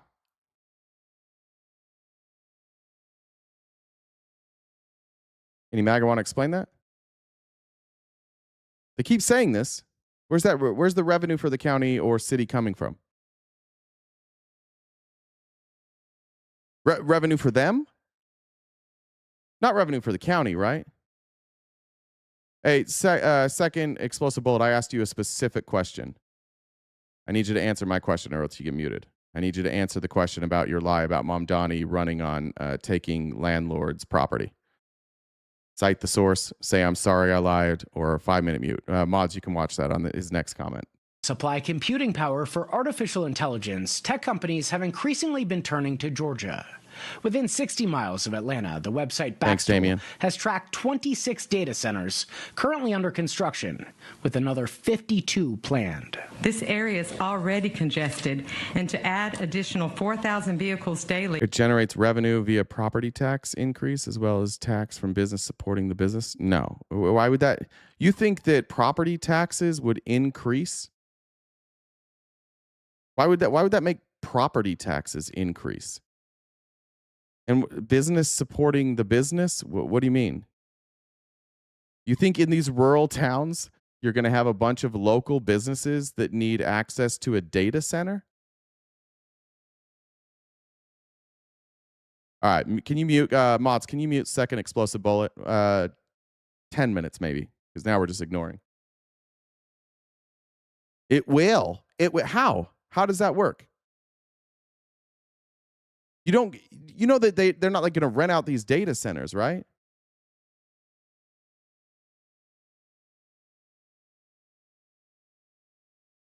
Property tax increase is not good for the people that live there. Yeah, but it's also not going to increase property taxes. It's probably going to decrease the value of people's property in the vicinity because nobody wants to fucking live there. So, and since property taxes are based on the value of your property, if you have a property price decrease, it's going to lower the amount of revenue you bring in. I was not going to build, but now that there's a data center here, I'd like to build my house right next to a fucking data center. They'll raise property taxes to pay for the infrastructure? Okay, maybe. Do the data centers own the land or are they leasing it? I don't think there's a rule on each. I think they may have leases. A lot of these cities will give like a 100-year lease. But generally, they give them crazy terms. It's basically nothing to be there. This is why here's what's really happening here. These data centers come, and this is what Kirsten Sinema does now. She works for all these tech companies, and she goes around to these cities, and she tells them, hey, there's going to be an influx of cash and construction jobs. All we need from you is we just need some tax breaks. Or we need a really favorable lease on the land here. And even though we're not going to pay you market value for this lease on the land, what you're going to receive in benefits far outweigh the tax breaks that we're going to get. And then these dumb commissioners are like, oh, really? It's going to work that way? And then they bring them in and nothing good ever happens. It never does what they say it's going to do. In this area is asking for a tragedy. Now, Russ, the permit that Coweta commissioners approved last night doesn't set forth a clear timeline of when construction could begin, but it does require that the developer has to fund road improvements and protect. Thank you for that AI generated response, Maverick, but I appreciate it. It said data centers generate revenue primarily by renting out infrastructure, power, and connectivity to businesses that need to store data and run applications instead of building their own facilities. Correct. Where's that revenue going, Maverick? It's going to the company that builds the data center. We're talking about revenue for the county. So this isn't going to generate revenue for the county like they're saying. It's going to generate revenue for the business. And this is why I'm a little concerned about you, Maverick, and sometimes why I don't have faith in you, because that should be obvious that the answer you just gave is not about the revenue that's going to be given to the city. What you're doing right now is you are trying to be right rather than trying to understand this. Try to understand rather than defend. Because you just told us that, yeah, the data centers are going to get rich. Electric Dad said, I'm an electrician who's built data centers. They're just servers running all day with a huge battery backup and emergency generator. After built, no one works there. They are monitored off-site. Private center called. All right, and then last thing on these data centers, I think, was, or that was the last one. Okay.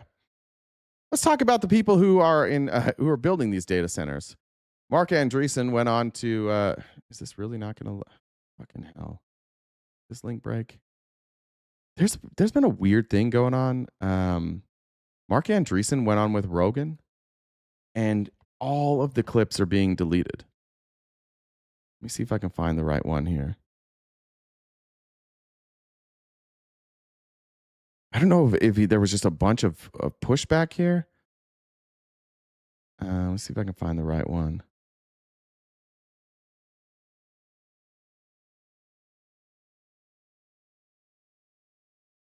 I think it might be this one. Andreessen's been getting into that Ozempic, by the way. Good for him. Here's what's actually happened with coding. Here's what's so interesting. So everybody I know who uses AI for coding, you would think basically one of two things would have happened. One is they just would be out of the profession entirely, because there's no point anymore. Or you would think, well, maybe they just have a better life now because they're working less, right? And so if AI coding makes them 4 times more productive, if they can write 4 times the amount of code in the same amount of time because they've got AI helping them, then maybe they're working only 1/4 the time, and they've got a great fucking cone-headed bitch. What's actually happened is virtually to a person, they're all working more hours than ever, to the point where there is a new term of art that's used in the Valley called the AI vampire, which is it's when AI turns you into a vampire. You're up all night doing AI coding because you are so productive, you're getting so much done that you can't turn off. The opportunity cost of going to sleep is too high, because if you go to sleep, you won't be with your 20 AI coding agents, keeping them working on all the projects that you have them working on. What he's saying is, in order to continue this push for AI, coders who are replacing themselves with code recognize there's a short window for this opportunity. And so they're turning themselves into zombies. They're working all day and all night, knowing that they're about to not have jobs. And he's bragging about this as a beneficiary, as a tech oligarch, and trying to spin this to Joe Rogan like this is a great thing. And Rogan, because he's such a cuck to these dudes, is like, oh, this does make sense. Yeah, it's gig work now. Thank you, which means they're being paid handsomely with no benefits, no retirement, no future. They just recognize that like all their coding work, their years of coding expertise, like soon won't be needed anymore. And so they're trying to make as much as they possibly can until they're out. Good on them for doing it. It's hard work. I don't think this is the sign of a healthy economy. I don't think this is the sign that we should push further and further into AI. And so people stop sleeping. And so I have all these friends, some of whom are quite famous, where when you talk to them now, as opposed to 6 months ago, they look terrible. They're sleep deprived. They've got bags under their eyes. They're clearly not taking care of themselves. And they're absolutely ecstatic because they are able to produce 5 times, 10 times, 20 times more code per hour than they could in the past. And so they are just absolutely, I don't like the way he bleaches in, ripping through, every project that they've ever wanted to do at work, every coding project they've ever wanted to do at home. I have a Wall Street friend who has a computer science degree from MIT from 35 years ago and then became very successful in Wall Street, so he stopped coding. I was just with him this week. He's picked up coding with AI. He's completely re-automated his entire house. So he's got like AI jukebox and security cameras and pet robot dog pets. And Fax says, thanks very much. Appreciate Fax. And Natalie said, enjoy seeing, for the joy of seeing your DMs, Jen. Like, got like every smart fridges and every conceivable thing you can imagine. And he keeps running tally. And he, in his spare time, has generated 500,000 lines of code just by working with AI. And he's one of these AI vampires, right? And so now he's got... I think this bitch has done 500 lines of coke before he got here. He's got like the digital music jukebox system of his dreams to let him the way he's always wanted to experience music. It's just like one of the projects he's done. And this is what, by the way, this is the same thing the companies are seeing. So in the companies, in the leading edge tech companies, the coders that are using AI, the estimate is right now that they're 20 times more productive than they were before they started using AI. Yeah, because their jobs are about to be obsolete. Right. So they're generating 20 times more output per hour.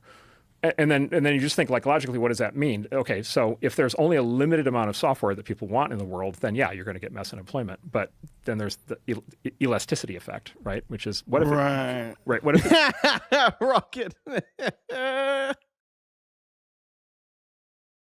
No, Rogan has no fucking clue what this means. Let's see. I want to hear him explain it here, but yeah. So they're all going to be out of a job.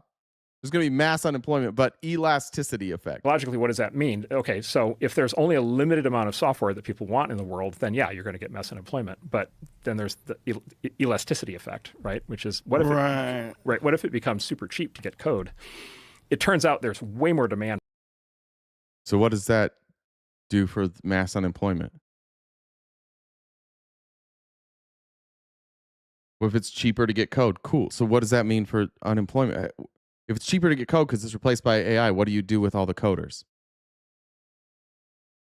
For code in the world than was ever able to be satisfied under the old economics. Every company I know has 1,000 things that they've wanted to have code for that they've never been able to get to. It's the projects that never make the cut, or the projects that aren't cost effective in the old model. And all of a sudden they can do all those projects. And so these companies are like ripping out code. They're releasing products like at a far faster rate of speed. They're adding like features like much faster. They've like I get what he's saying here, right? And in some ways I actually like this. I like the idea of if any of you have worked, like I worked in call centers, and one of the worst parts of my job is I was the over all the operations of our call centers. The part I hated of my job the most was like dealing with anybody who was trying to sell me some sort of software. We had to manage like technician routes. We had to manage inventory. We obviously had like a CRM that we needed for our call center, phone systems. I hated that. And I hated having to deal with a different company for each one of those softwares. So in some ways, I can see the benefit here where you would potentially have small businesses not having to go and buy from large businesses. But then again, they're aware of that. Like Andreessen's aware of that. All these people building out these data centers are aware of that. And so they are going to create the data centers so that when software is obsolete, now they'll get to make all of their money on the storage. And they'll have some control over the usage here, and they may take like a percentage if you're creating a software or a program and you're using their AI to do it. I get that, but again, I don't know. Again, like that can reduce employment. And the thing that he's talking about here that nobody ever gives us an answer on is what are we going to do with mass unemployment? What is the plan for mass unemployment? Are we just going to let people starve? We're putting the cart so far before the horse, like we're going to have some big problems. And I don't know why we're so quick to move into these big problems. They've like moved into turbo mode, and in fact, what's happened is coding salaries have correspondingly inflated. So the top coders in AI make $50 million a year. Yo. Yeah, because, right? Like that's true. They've got the top. Let's see. That can't be right. 50 million. I'd like a source on that. This guy's wrong too often for me to believe that. Typical AI engineer pay is around 120 to 160,000. Some reporters say elite AI researchers or senior engineers at Frontier Labs can reach roughly $500,000. I'm looking at this is from Tridence. This is from Flash Drive Jobs, Netcom Learning Center. I don't see any source that says they're making $50 million a year. This they're saying, like maybe if there was somebody that was a coder that created a company, like a founder or an executive, there's no shot. There's no shot. 50 million a year. Does anybody believe that? And if you do, can you? I'm not a coder, and I don't work in tech. Is there anybody that thinks that's possible? You add an extra zeros? Yeah, I don't think that's true. Got the silver bullet. They've got the philosopher's stone, right? Okay. Was this sustainable? Yeah, but not only is this sustainable, this is going to intensify. How the fuck is it sustainable? They're coding to replace themselves. Now here he is, like he says it's sustainable, but then he also says this, and this is why I fucking hate Mark Andreessen, and I'm tired of Joe Rogan platforming him and pretending this is a sensible person with never any pushback. Joe Rogan's too stupid to push back against Mark Andreessen, but this one's an obvious. You just saw him say not only is it sustainable, but it's going to increase. And in the same interview, when talking about employees, he says this. the bots never get frustrated with you. Right. Right. So you tell a normal person, you hire somebody over here, you hire somebody here, and you tell them you want a screen display and you want it to be an animated version of your thing you got back here. Okay. They spend 2 weeks doing it. They bring it to you. They animate it. It's like, okay, that's pretty good, but I actually want the whole thing to be whatever, purple and green. And they spend a week doing that, and they come back and you're like, I actually preferred the old version. The guy gets like pissed at you because he's like, I just wasted my time. The bot's like, no problem. No sweat, like whatever you want. And we can try it 12 more times if you want. And if you want, I can create sub-bots to go do, 12 more times right now. He's just like, first of all, these people hate people.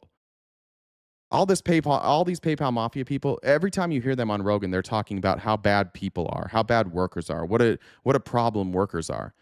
Now he's saying, yeah, workers get frustrated when you consistently change your mind. Workers get frustrated when you ask them to redo a project in the middle of their project. Yeah. There's two options for that. You can replace all the workers, which is what he wants to do, or you can adapt and be a normal fucking human being, which he's incapable of doing. So he's like, I'm just going to continue to be a fucking psychopath and do coke all day and come on Joe Rogan and in front of Joe Rogan talk about eliminating all the workers. And Joe's like, oh, this does seem sustainable. Right. Or you tell it, this is terrible. Like, I can't believe you came back to me with this. It has all these bugs. And it's like, oh, I'm so sorry. I'll go fix these. Right. Why is he breathing like that? You know why he's breathing like that. Substances he takes through his nose. By the way, never gets drunk. Never gets sick, never gets high. Oh, fuck. Yeah, good. They're making comedy legal again. Oh, and they also never get sick. Let's get rid of all the workers. Sometimes they get sick. Right. Never gets depressed because his girlfriend broke up with him. Never files HR complaints. Right. I wouldn't have said that if I were you, bud. You're trying to throw off the scent of you guys being absolute fucking psychopaths. I probably wouldn't have thrown that one in. Right. And so, as you say, I'm saying, and so all of you can fuck your robots. They can't say shit about it. I think they just all want to fuck robots. I think nobody will fuck them, so they want an army of workers that do. They just want slaves. And their only way to do it is with robots and AI. This is the workplace version of what I described earlier. So the bots never get frustrated. All right. You have an answer as to why we want more immigrants coming into the country when jobs are going to disappear. Anyone? Nobody's advocating. Oh, Bambi's here. Bambi, who's advocating for more immigrants? Give me a person and a quote. Your next comment needs to be a person and a quote from that person that wants more immigrants, or else immediately welcome 5-minute mute. Mods, watch Bambi's chat. We're going to train Bambi up good. I need a quote and the person who said it. Thanks, Bambi.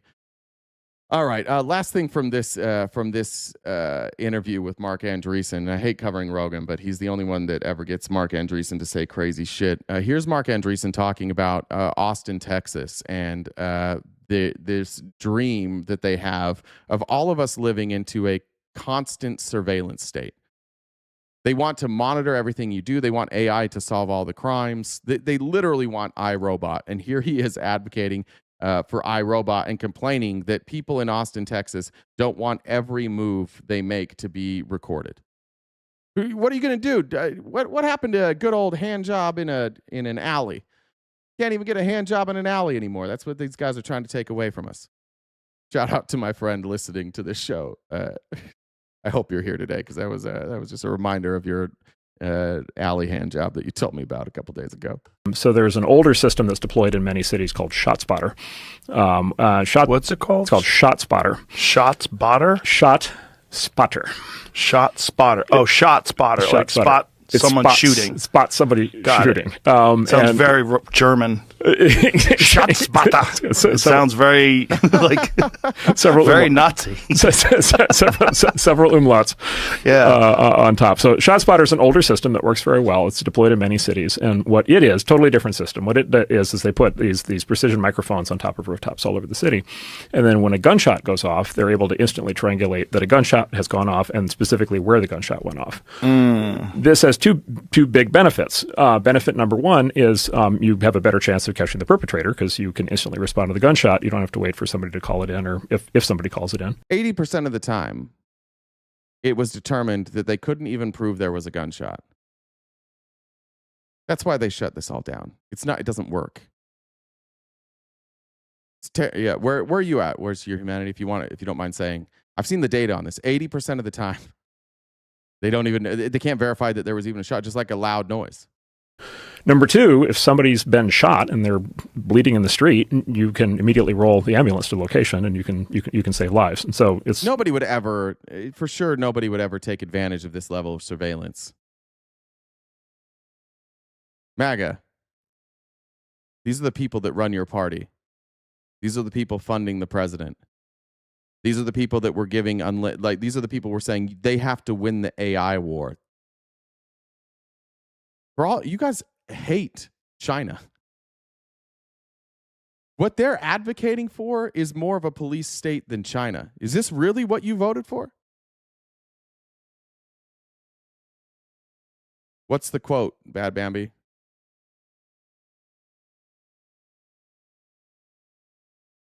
Now more than ever, we're short of workers. We have a population that is not reproducing on its own with the same level that it used to. The only way we're going to have a great future in America is if we welcome and embrace immigrants. Okay, so what your question was, like, why do we want more immigrants if the jobs are going to be gone? Well, we wouldn't. When was that quote? Was that before? That was before this, right, Bad Bambi? Obviously, that changes. I don't care how many immigrants we have here, for the record, Bambi, as long as there's jobs. I just think it should be easy for immigrants to get jobs. If you come here and you get a job, you can stay. If you come here and you don't get a job, you can't stay. No, there's nobody that just wants unfettered immigration. There's like 10 million jobs that are unfilled right now. So Democrats now don't want immigrants. Well, I'm not a Democrat, so I don't speak for the Democrats. But the Democrats have always said that we need immigration to fill the jobs that we have. Do you think, and you're like, even in your quote, it says that. It qualifies that in your quote. That we can't fill the jobs that we already have, and Americans aren't making enough babies, so you need more immigrants. That's what your quote says. You think Chuck Schumer would just hold to that opinion if we had like massive unemployment, if we didn't have jobs available? It's an incredibly bad faith take by you. Incredibly bad faith.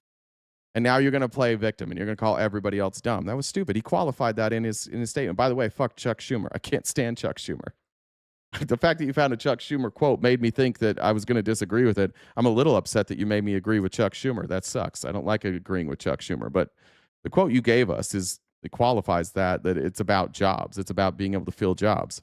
So no, that wouldn't be my stance, and I don't think that would be Chuck Schumer's stance if all of a sudden we had a bunch of people unemployed. So, well done, bud. Well done. Historically, it's considered a double win. Chicago got so wrapped up on these political issues that they also, not only did they not have Flock, they also turned off their ShotSpotter system. All right, Bad Bambi. Now let's see this. You said we need more unemployed people. Who said that we need more unemployed people? I need a name and a quote for that one now too. Voluntarily. And so people now get shot. Explain how you want more people coming to a nation when you think all the jobs are going away. I don't. Jesus Christ, you're so fucking bad faith. You are so fucking bad faith. I just said, if we have mass unemployment, we wouldn't want more immigrants. Right now, we have 10 million jobs that are unfilled. I don't mind if somebody immigrates here and fills a job that is unfilled. I want to stop this. I don't believe that what they're talking about is inevitable. I want to stop them, and I want people to have jobs. If we don't stop them, and if the jobs are taken away, then I don't think we should invite a bunch of people to this country when we don't have jobs to them. And our immigration should be tied to our needs. That's always been my take. You're talking to me, bitch. You dumb motherfucker. You're talking to me. You just suck. Like, you suck so bad as a human being. I'm going to stop the show for a second. And let me just tell you what I fucking hate about you specifically. You fucking suck.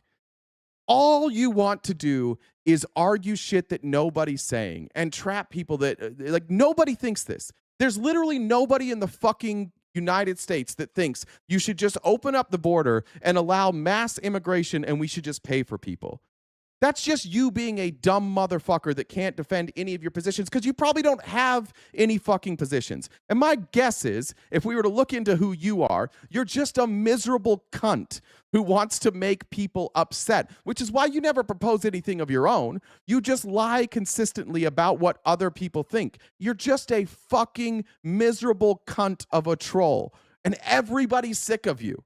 Everybody is. Like, we try to have a good faith discussion with you, and I'm telling you, like, we only want jobs if we have jobs. You're like, no, you want everybody. No, I just explained it 5 times, and then you blame the chat. Honest to God, like, fuck yourself. You are a miserable fucking person. And I do think, like, raise your hand if you want this dumb bitch out of here forever. Fuck you. Go live your miserable fucking life somewhere else. I want to engage. I stopped my whole fucking show to engage with you, and you can't even be good faith in that. Everybody here knows exactly what I said. Everybody here knows exactly what Chuck Schumer said. He said if there's jobs available, we should fill them. And we don't have to worry about the fact that they come from another country because we're not racist dipshits. But not you. I need to keep arguing. It is my sustenance. I desperately need attention. And so we're going to help you. We're going to do an intervention here. And we're going to cut you off cold turkey. Bambi, guess what? Bye. Mods, take care of it. Bambi's done forever. We don't need miserable fucking douchebags here every fucking day ruining the show. Go fuck yourself. In Chicago, and they bleed out on the street, and nobody knows, and nobody cares. My lady Hernandez said, for you taking your time with telling Bambi they're a bad human being. Thank you. Amy said, 26% of doctors are immigrants, 16% of nurses. We need immigrants. We have a shortage. Right. And everybody here agrees that if we didn't have a shortage, we wouldn't be saying we need more people to come here. Because nobody would do that. Jesus Christ. Lots of those. Lots of Chuck Schumer's, lots of Bad Bambi's comments getting flagged. All right. We're done with Bambi forever. That's awesome. I feel better now. Sorry. I said cunt a lot. I don't feel good about that. I really hope Bad Bambi is a man, because I don't feel good about saying that about a woman. I'll apologize if it is. And what is the argument that they make? That it is. So I would say there's maybe 2 arguments. There's the civil libertarian argument, which is all around surveillance and abuse and control and all these things. And like I say, I think that's a very legitimate argument. And then I would say there's like the woke argument, right? Which is that the argument goes the American criminal justice system is clearly biased in favor of some demographic groups and against other demographic groups. Duh. And if you have automated systems like ShotSpotter or Flock, or, by the way, the same thing comes up with like traffic cameras that automatically give out speeding tickets, that those will disproportionately affect disadvantaged people in society. Hey guys, we need to have a complete surveillance state, because this man, Mark Andreessen, and his friends at the PayPal Mafia, who have written openly and repeatedly against civil rights, now they're making a civil rights argument. We need to live in a total surveillance state in order to make sure that the justice system doesn't target people of color. That's their argument now. That's going to work. That works for Rogan's audience. And it works because they get to now say, look, we're not racist. We're not racist. We just want a totalitarian police state. We're so not racist that we want the government to watch every fucking move we make. And they definitely won't abuse it. They'll never abuse that type of authority or power. Never, ever, ever, guys. They're just doing it because the Republicans and these tech oligarchs care so much about civil rights. Never mind that we just gutted civil rights just recently. Never mind that we're stripping away the rights of women. Don't worry. All of that will come back if we live in a totalitarian police state. Your party is a fucking joke. How are you the party of freedom? How are any of you still supportive of this? This is what they want. This is what Republicans want. I know this is Mark Andreessen. I know it's Joe Rogan. I know these aren't your elected leaders. But guess what? They're doing everything Mark Andreessen wants them to do. And Mark Andreessen and his friends have all the control. They definitely won't use any of that footage to blackmail people, to obtain power, to break up families, to break up friends, to cause problems with the people, between people. They definitely won't do that. Don't worry that Israel's on the board of Palantir. Don't worry about that. Don't worry that Benjamin Netanyahu now is saying, hey, we don't want your aid anymore. We just want to partner with these folks. You know, we have good intelligence. You have good intelligence. We have great spies. You have good spies. What if we just worked together? Then you don't have to give us aid anymore. Yeah. That's totally what we should do. That's absolutely what we should fucking do. We should hand over the government to these fucking psychopaths. At what point, MAGA? At what fucking point do we go, whoops, fucking whoops, it's not for me. They're not doing this for me. This isn't America first. My gas prices aren't going down. My home prices aren't going down. My energy prices aren't going down. I'm losing freedom. They're literally just going to watch every fucking move we make. And you think, what are they going to do? They'll only do it to libs. We'll still be free, but the libs won't be free. Good luck. Thank you, Dan. You got fucking conned bad. Really fucking bad. You don't know what you're talking about. Yeah, you'd say that while you were getting butt fucked by a robot. This robot is not butt fucking me. Yeah, it is. Yeah, it is. And they told you it was going to butt fuck you. And you're like, no, it's not going to do that. Jane said, Bambi, goodbye, you MAGA traitor. You're the reason that MAGAs don't deserve niceties. Yay for booting Bambi. Oh, that was popular. Willow said, for kicking Bambi, the miserable kvunt. I think I read that. Thanks for telling Bambi they're a bad human being. They're a terrible human being. So tired of it. And you guys know how hard it is for me to get rid of MAGA. I like keeping them around. Lindsay said for calling Bambi a cunt. It was beautiful. I don't even know if I'm allowed to say that. I hope I don't lose my YouTube channel. Pamela said, R.I.P. Bambi. Thank you. All right. Society and disadvantaged groups, and so therefore they are racist. They are racist technologies enforcing a racist system. Boy. The problem with that argument is the victims of violent crime are disproportionately also likely to be from those same disadvantaged groups. Sorry, Lee, thank you. Wiped out the rest of the main gift goal. Said bye, Bambi. Robert, W. Lee in the chat for the $52 over on Venmo. Appreciate that. We'll update it, and I think we'll probably get close. Jen will be able to read those DMs at the end. About 45 minutes. Any and all donations go to help us keep our lives afloat in this fucking police state that we live in. Cash App, Venmo, PayPal, and Super Chats are the way to go. Let's continue with this fucking penis with ears. And so woke politics are really fun. Yes. The other problem. Woke politics are fun. That's what fucking Joe Rogan got out of that. This human goddamn thumb. Yeah, woke politics. Bro, he's talking about watching every fucking move you make in Austin. He's talking about Austin, Texas, and what a fucking shame it is that we can't have Austin, Texas, have every move monitored. The people, the citizens of Austin, Texas said, no, we don't want this. And Joe's like, fucking wokesters don't want their every move videotaped. That's what Joe Rogan did. Stop pretending this guy's intelligent. After all of that, Joe Rogan, what he took from that is woke politics. What about that was fucking woke?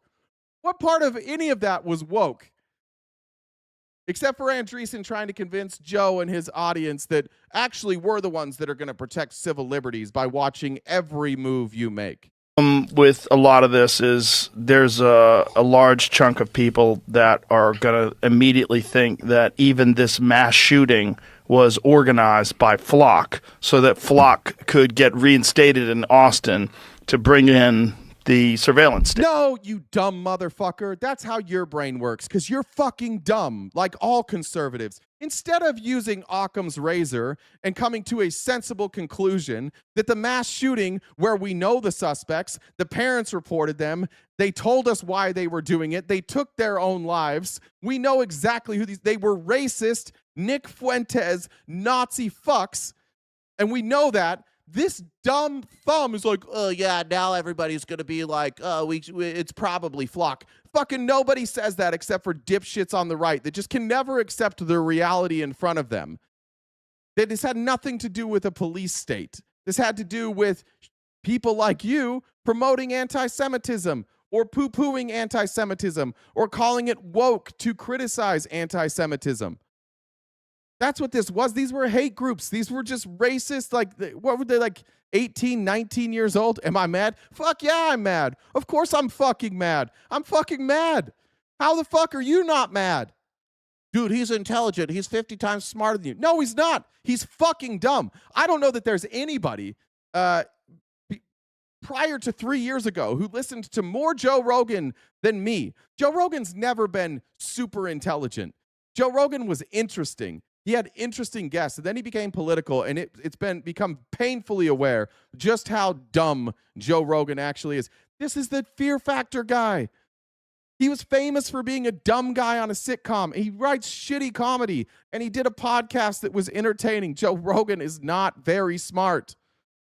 His whole takeaway from that was woke politics, and now they're going to say that this was a false flag. Who's constantly calling everything a false flag? His buddy Alex Jones, his buddy Eddie Bravo, his comedian dipshit friends Brendan Schaub and Brian Callen. Yeah, all his friends are conspiracy theorists. That's why he thinks that way. And they're all also dipshits. Every last one of them's a fucking dipshit. That was a stupid thing that he just said. But yeah, I am mad. I am mad that you guys are too stupid to realize you're sleepwalking us into a police state because you hate trans people. Like this, I guarantee you, 100%. There's a group of people listening to this right now saying, "Oh, Andreessen's a shill. Rogan's shilling for Flock. This is what they're doing. They're trying to get the mass surveillance." You know, it's hell. You were close, Joe. And I'll get to your comments. Ryan said, "Hey guys, I haven't been able to." I'm going to show this. I haven't been able to watch as much as I've been slammed. Keep up the good work. All those weak little bitches in the chat will be the first to roll over and open up for the billionaires. MAGA daddy, yes, please, more. I just wanted to show that. Well, let's see what his chat actually did say, because they're not happy about this. Joe Rogan, by the way, correctly pointed out that the people that would be calling it a false flag were his audience. Here's what his audience is saying. Unfortunately, we've lost Joe Rogan, my friends, and I'm so sad about this. Just what we needed, another bald billionaire. How many cameras have ever stopped a crime? Criminals don't care about being seen doing crimes. 245, not could, have been used in bad ways. Multiple police officers have stalked women using them. There was a police officer recently, I think it was in Austin. It might not be Austin, so I apologize if I get that wrong, who 168 times had ran the license plate of somebody that they were stalking, figuring out where they were, going through license plate readers, using cameras to track them through the city. The stock market is a graph of rich people's feelings. We don't mess with Flock. Screw this guy. Flock camera equals bad. Yes, it's nice if the cameras are used for positive things. Guess what? Eventually it won't be. It always goes bad with mass surveillance. The billionaire whitewashing experience. Can't wait to hear how our dystopian future is going to be great for us all. No Flock in Pensacola. The government needs to watch their peers instead of us. Those who give up essential liberty to obtain a little temporary safety deserve neither liberty nor safety. Benjamin Franklin. That wasn't Benjamin Franklin that wrote that. He was quoting that. Benjamin Franklin, for our MAGA friends, is dead and is not commenting on these YouTube boards. Frank Gore, I cleared my nostrils in preparation for this episode. Rogan isn't beating the allegations with this one. Plug that into perplexity, Jamie. When I seen Mark Andreessen's name as the guest, I for some reason immediately thought he's going to be pushing the surveillance state. First fucking words out of his mouth is telling us why we need Flock. Don't let this guy sell you the chains. If they say it's for your safety, it's for the exact opposite. Can't wait to hear about how the digital techno-feudalist dystopia is actually a good thing for us. Yeah. Fuck the techno-feudalists. Fuck these tech oligarchs. Fuck Joe Rogan. He's bought and paid for. How do you not? You think Mark Andreessen's entertaining? That's like the fourth time Mark Andreessen's done a 3.5-hour podcast with Joe Rogan where he talks about how everybody's too fucking stupid and you need to give all your power to the tech oligarchs. But no, Joe Rogan's for sure not bought and paid for, right? For sure. Shane said, syndicate leader, why I spend so much on SC because you are in a cult. Phoenix said, please stop fear-mongering. And the Dark Lord Sauron only wants to secure the borders. Sherry said, have a great weekend, y'all. You know what to do. Why did my Siri just light up when I said Sauron? What the fuck? Stop listening to me, tech oligarchs. Sherry. 3 of them for you. I hope you have a great weekend. What is my phone doing? It's listening like a motherfucker. Shane said, oh, I got that one from Bambi. Goodbye. Pamela said, R.I.P. Bambi. Becca says, for those DMs on behalf of all the drama llamas. There's a lot of drama llamas here. All right, what do we got? About 40 minutes. Missed one here. Kelly said, telling fascists who they are is hot. Noodle in chat, proud of you. Thank you. I think I was maybe just calling them stupid, but that's fine. Augustus says gas money to get to Antifa headquarters. Well, that's 2 gallons of gas. Luckily for me, Antifa headquarters is close by, and I drive an electric car. All right, I want to get to this is the one I want to cover, actually. I'll try and fly through this, but I actually listened to this whole podcast. I pulled out a couple of clips here. I didn't clip them. Other people clipped them. But the way that this happened is actually interesting. Somebody came to Candace Owens and asked her like who her dream podcast guest would be. And she allegedly was just like kind of jokingly was like, I would want to interview Hunter Biden, but Hunter Biden would never do it. The next day, that person called back and was like, hey, Hunter's down. You want to do this? And she's like, oh, shit. And so we have Candace Owens on Hunter Biden. And the reason I wanted to show this is to watch what happens when Hunter Biden is in front of Candace Owens and is saying things that are true. And watch how quickly the narratives of who Hunter Biden is and who Joe Biden are fall apart. And the amount of conspiracy theories revolving around Hunter Biden and how little she pushes back on what he says. Antifa reasons why the San Francisco's business closed. Cool. My bad. Sorry, San Francisco businesses. I didn't mean to make all of you close. My bad. Roly Poly Bully said, I swear to God, Flock is so much worse than we know. Flock has a partnership with Palantir. They also use AI drones that fly at altitude to remain undetected. It's even worse than that. Yes, we legitimately, and I'm not even joking about this, when Donald Trump is gone and progressives hopefully take over, these people have to be entirely removed from the government. Palantir has to be removed from the government. And I am a fan, for the record, and this could be me saying, like, people are going to call me a commie for this. People are going to call me a socialist for this. People are going to call me a dictator for this. Fascist. All of these might be correct. I'm actually okay with this. We have to seize those companies. Those companies cannot exist. Those companies have to be nationalized. Their servers have to be seized. Their servers have to be wiped. Their servers have to be destroyed. They need to be removed. This is a cancer on our government. They cannot be allowed to remain a part of our government. There's no other option. And any of you out there who think this is a good idea to let private corporations run security and surveillance and drones and cameras and police and automated police and robot police, all of you who think that private entities should be allowed to do this, watch a fucking sci-fi movie. I don't even like sci-fi movies. Pick them. Pick your favorite sci-fi movie and just turn it on. Watch Harry fucking Potter. Look what these are the Dementors flying around. These are always the bad guys in every scenario, whether it's in a movie or it's in real life. There's never been a scenario where rich and powerful people get control of the government and get control of like security where it ends well. It never fucking ends well. And this is a place where, once again, we're going to find a lot of alignment with people like Candace Owens and Tucker Carlson and Marjorie Taylor Greene and Thomas Massey. And some of you said, remember, that we don't agree with them. They agree with us. I don't care. I don't know. I think that's kind of silly, if we're being honest. We just agree. It doesn't matter. We have a thing that we both agree on. It's not that we have to agree on everything. It's fine. But we're going to find this alignment. And I think that there's more people in America that believe what I say and what we're saying than the opposite.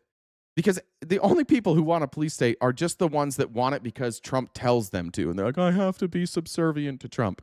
Anyways, back to this interview. First, Hunter on Gaza and the war in Iran. And I think that this is a fair assessment to make. A lot of people say that, what would have happened differently if Kamala Harris was president? We wouldn't be at war with Iran. That's verifiably true. Netanyahu has tried to make every president go to war with Iran. Only Trump does it.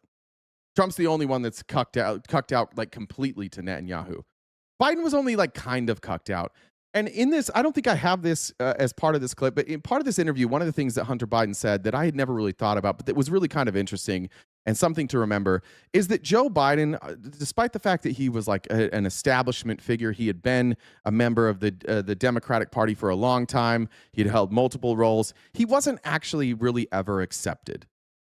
He never was like a super powerful elite guy. This was a guy who commuted home every day because for many years because he was a single parent.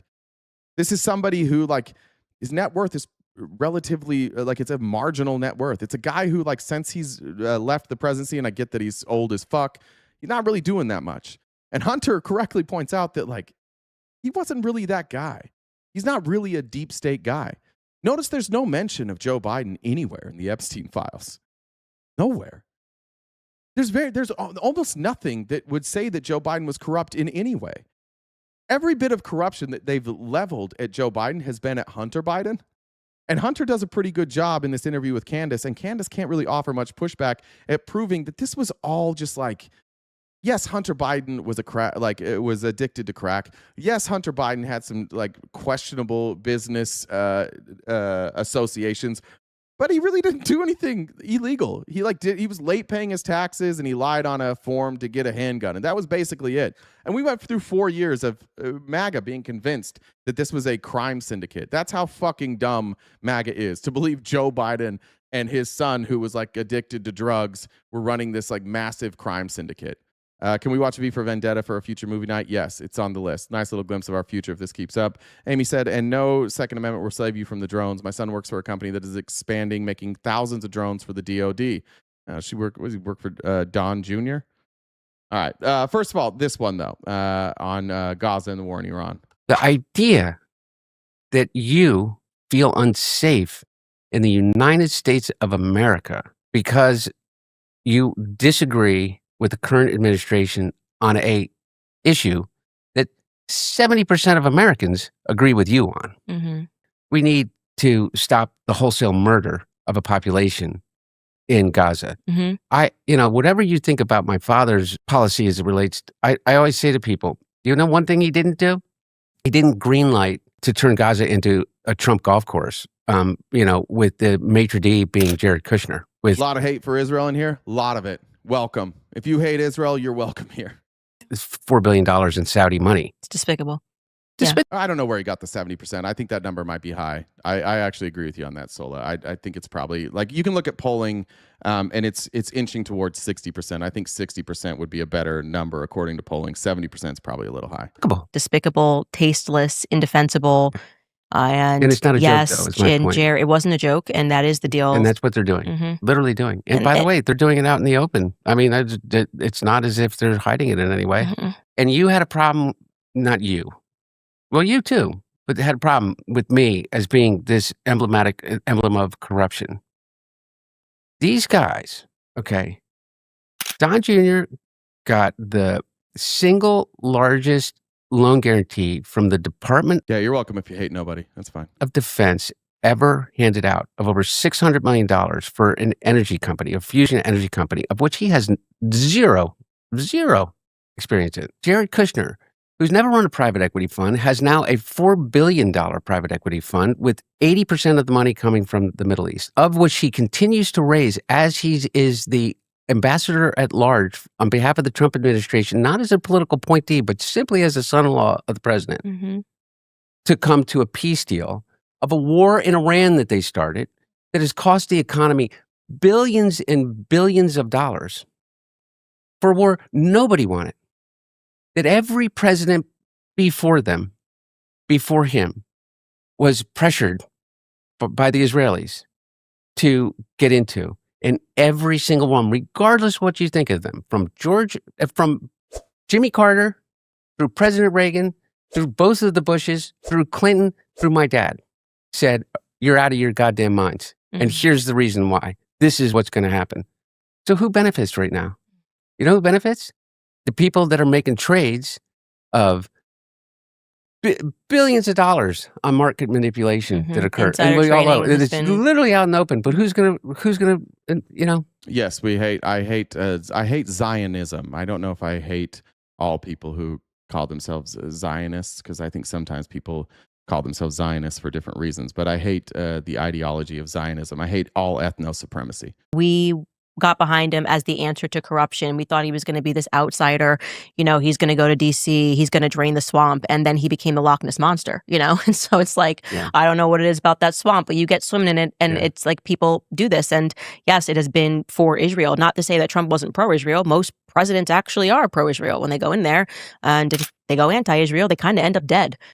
The idea. All right. No pushback from Candace there. Did we notice that? No pushback. When you are not in the MAGA cult, it's pretty obvious to see where the corruption is. The amount, billions of dollars this president and his family have made off of this genocide in Gaza, and now Don Jr. has a drone company, no expertise, no experience, and he got the largest loan ever from the Department of Defense to build drones with no experience.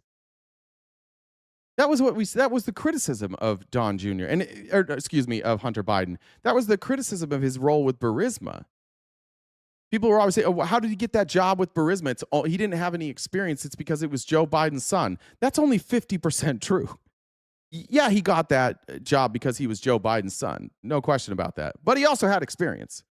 Was he the most experienced? Would he have gotten that job without who his dad was? Absolutely fucking not. Did they hire him because of who his dad was? Fucking absolutely. That's exactly why they did it. But he had experience. He had just left the board of Amtrak, and he got hired to be to work for Burisma, working on logistics, specifically logistics of transportation via trains, which is exactly what Amtrak does. So both of those things, it's true. He got that job because of who his dad was, but he did have experience. No experience for Don Jr. None whatsoever. Largest loan ever from the Department of Defense. Not a fucking peep from any of you fucking losers. Not one fucking peep. Just, this slub is for my asshole. I'm going to stick it up there and not do anything about it. Jared Kushner, billions of dollars from the Saudis. Donald Trump, billions of dollars in bribes from the Saudis, from the Qataris, from the UAE. Not a fucking peep from any of you. They literally created a separate government. The Board of Peace, they have their own governing body, and Donald Trump stole 1.5, is it 1.5 billion or is it 10 billion? Is it 10 billion? I want to say it's 1.5. Somebody can help me on that. I think it's $1.5 billion. He stole from us and gave it to the Board of Peace. Nobody voted on that. Our government didn't approve that. Congress didn't approve it. He's just like, I'm just fucking taking it. And you guys like, yeah, I love that. Oh, this is my second thumb. It also fits in my asshole because I do so much thumbing of my asshole that it is now gaping. By the end of this, it's just gonna be two fists just in, which is incredible flexibility to get two fists inside your own asshole. That's incredible. Draco's Rose said, do not apologize if Bambi was a woman. They ran their mouths, so they deserve that rant. Also, since they had a penis and a thumb on Joe's show, they just needed a skinny version for a finger, and it would have been a very different show. Thank you very much. Shane said, Michael Woods, you're the problem. Roly Poly Bolo said, Oracle set up these large boxes called Roving Edge at high elevation in American cities to surveil entire cities with AI. Guess who else uses the same platform and databases? Israel. Yeah, fuck all of them. New York Michelle said, LOL. Thank you. I assume that was about people thumbing their own assholes as members of MAGA. Okay, did I get all those? Got all those. Jamar said hoes will be hoes. That's always true. All right, next clip from this same podcast. Here on the laptop, because I think this is important. And I also wish Hunter would have provided some pushback here. I'll try not to interject too much, but the laptop story was a fucking nothing burger. And the only thing I want to set up here is a reminder of what Candace Owens is about to say, which is a lie. In fact, let's just pull up this letter here so that we don't have to pull this up. I'm going to pull up this letter about the 51 intelligence agents that allegedly called the Hunter Biden laptop Russian disinformation. Let's be clear on what they actually said. On October 14th, the New York Post published a report detailing the contents of a laptop that belonged to President Joe Biden's son, Hunter. The Post report detailed that the laptop is included emails showing how Hunter Biden used the position of and influence of his father, now President Joe Biden, for personal gain, and with the apparent awareness of President Biden. The news raised doubts about then candidate Joe Biden's prior denials that he was involved with Hunter Biden's business dealings in Ukraine. 5 days later, oh shit, this is the wrong one. Fuck. This is the response letter. I'm sorry. Let me see if I can find this one.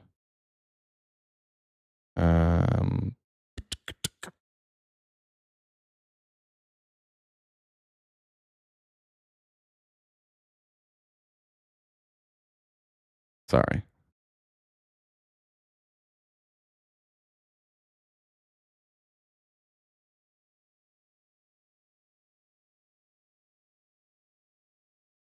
There it is. I'm sorry. I should have figured that out sooner. Here it is. We are individuals who devoted significant portions of our lives to national security. Some of us served in senior positions in policy departments, yada, yada. That's who we are. We're all individuals who see Russia as one of our nation's primary adversaries. All of us have an understanding of the wide range of Russian overt and covert activities that undermine U.S. national security, with some of us knowing Russian behavior intimately as we work to defend our nation against it for a career. It is for all these reasons that we write to say that the arrival on the U.S. political scene of emails purportedly belonging to Vice President Biden's son Hunter, much of it related to his time serving on the board of the Ukrainian gas company Burisma, has all the classic earmarks of a Russian information operation. They didn't say it's Russian information, disinformation. They say it has all the classic earmarks. But let's keep going. We want to emphasize that we do not know if the emails provided to the New York Post by President Trump's personal attorney, Rudy Giuliani, are genuine or not. They didn't say it was Russian disinformation. It has all the classic earmarks. And then they said, we don't know if they're real or not. And that we do not have evidence of Russian involvement. Just that our experience makes us deeply suspicious that the Russian government played a significant role in this case. If we are right, this is Russia trying to influence how Americans vote in this election. And we strongly believe that Americans need to be aware of this. There are a number of factors that make us suspicious of Russian involvement. Such an operation would be consistent with their objectives, as outlined publicly and recently by the intelligence community, to create political chaos in the U.S. and to deepen political divisions here, but also to undermine the candidacy of former Vice President Biden and thereby help the candidacy of Trump. For the Russians at this point, with Trump down in the polls, there is an incentive for Moscow to pull out all the stops to do anything possible to help Trump win or to weaken Biden should he win. A laptop op fits the bill, as the publication of the emails are clearly designed to discredit Biden. This just says like why they would be consistent, but let's get down to their view.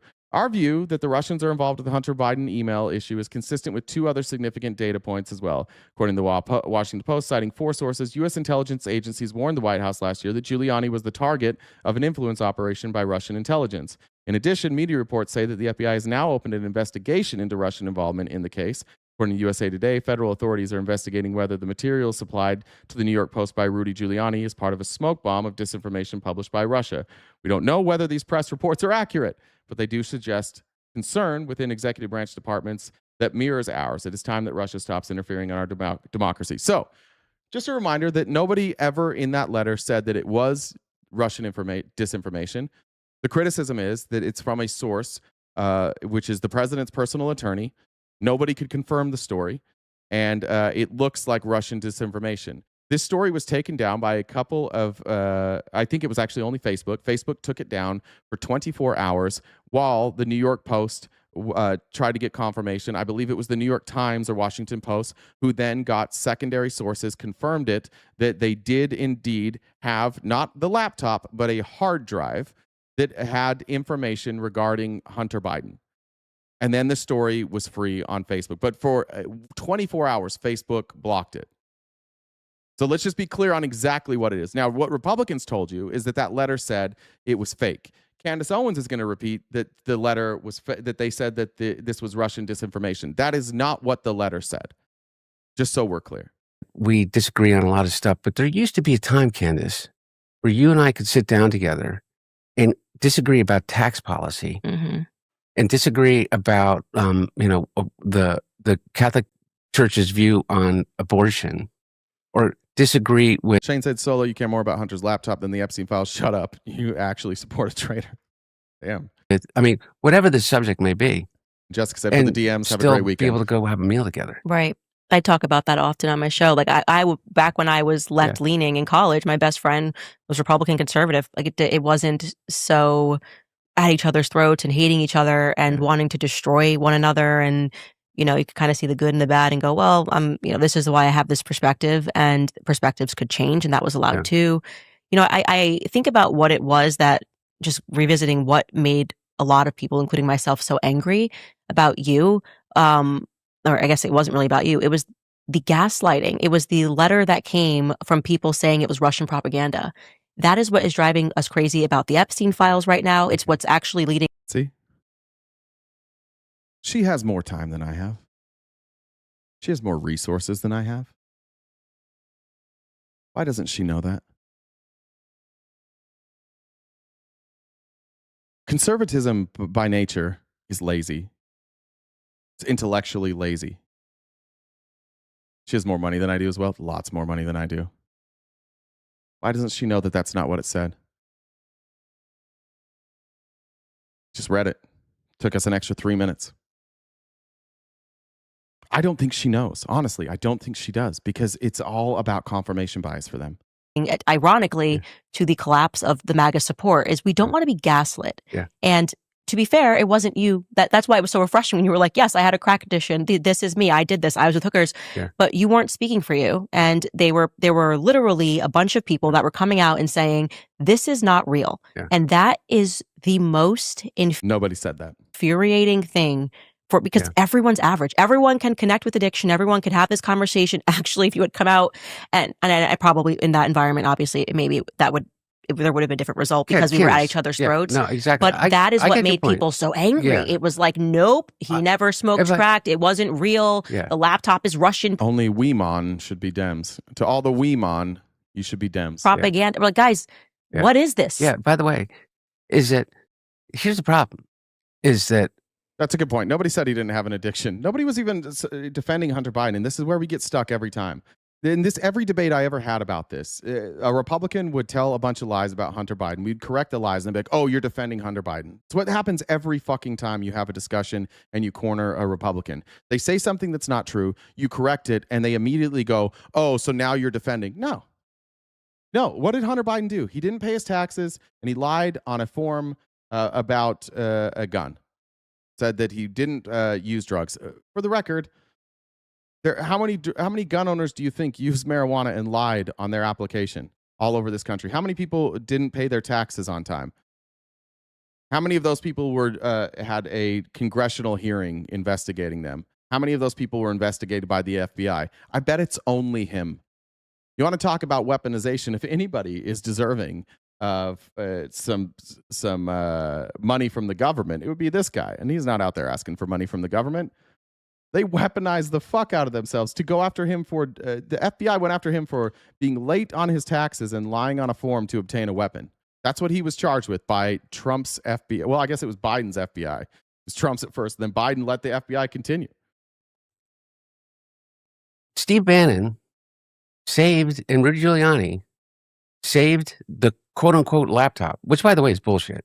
If we could agree on that gaslighting, I will agree on the gaslighting of this, is that it was never a quote-unquote laptop. There was a hard drive of stolen and hacked material, wherever it came from, whether it came from a Delaware repair shop or whether it came, like Lev Parnas says, from Dmitry Firtash, who was trying to sell a hard drive of Hunter Biden's in Ukraine.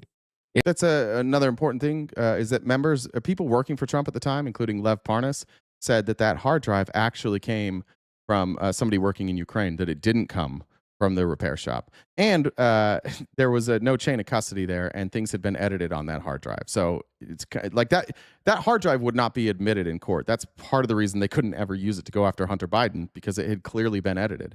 So once it's been edited, it's no longer admissible. That they were looking for before the laptop repair shop guy was ever the twinkle in the eye. Just go back and look at the record. Okay. So here's the thing, is you're absolutely right. And and this is like the freedom of being able to say this. It's like, yeah, they should have let me go out and talk. Yeah. But it was 2 weeks before the campaign. And then and then the election was over. Steve Bannon goes on and with his buddy Gao the Chinese billionaire that's now in prison, and that is like a Chinese spy or whatever, where he got arrested on his boat and all that crap. Is it? Thank you, Janelle. I mean, there is go listen to it.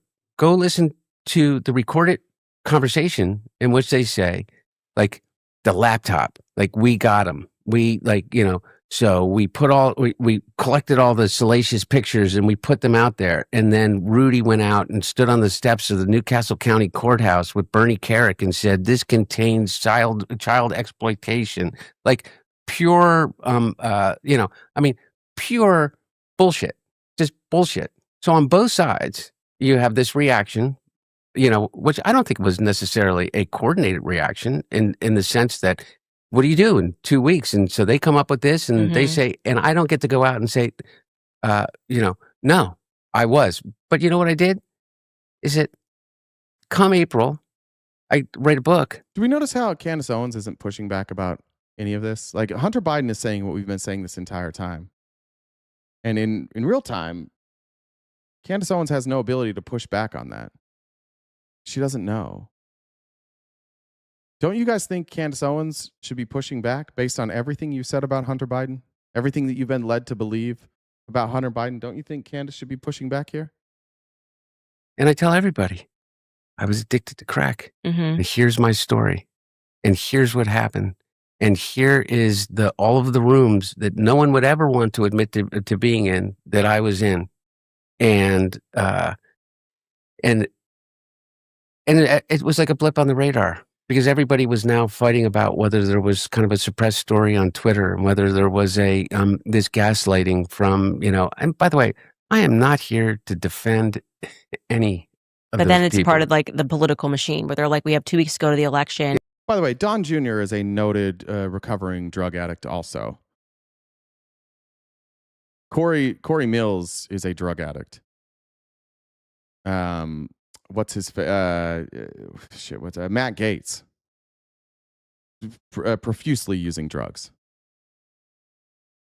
Yeah. We're going to do this denial, because we can't. Maybe not recovering with Don Jr. I don't know. Yeah, like, can we stop demonizing people who have been drug addicts?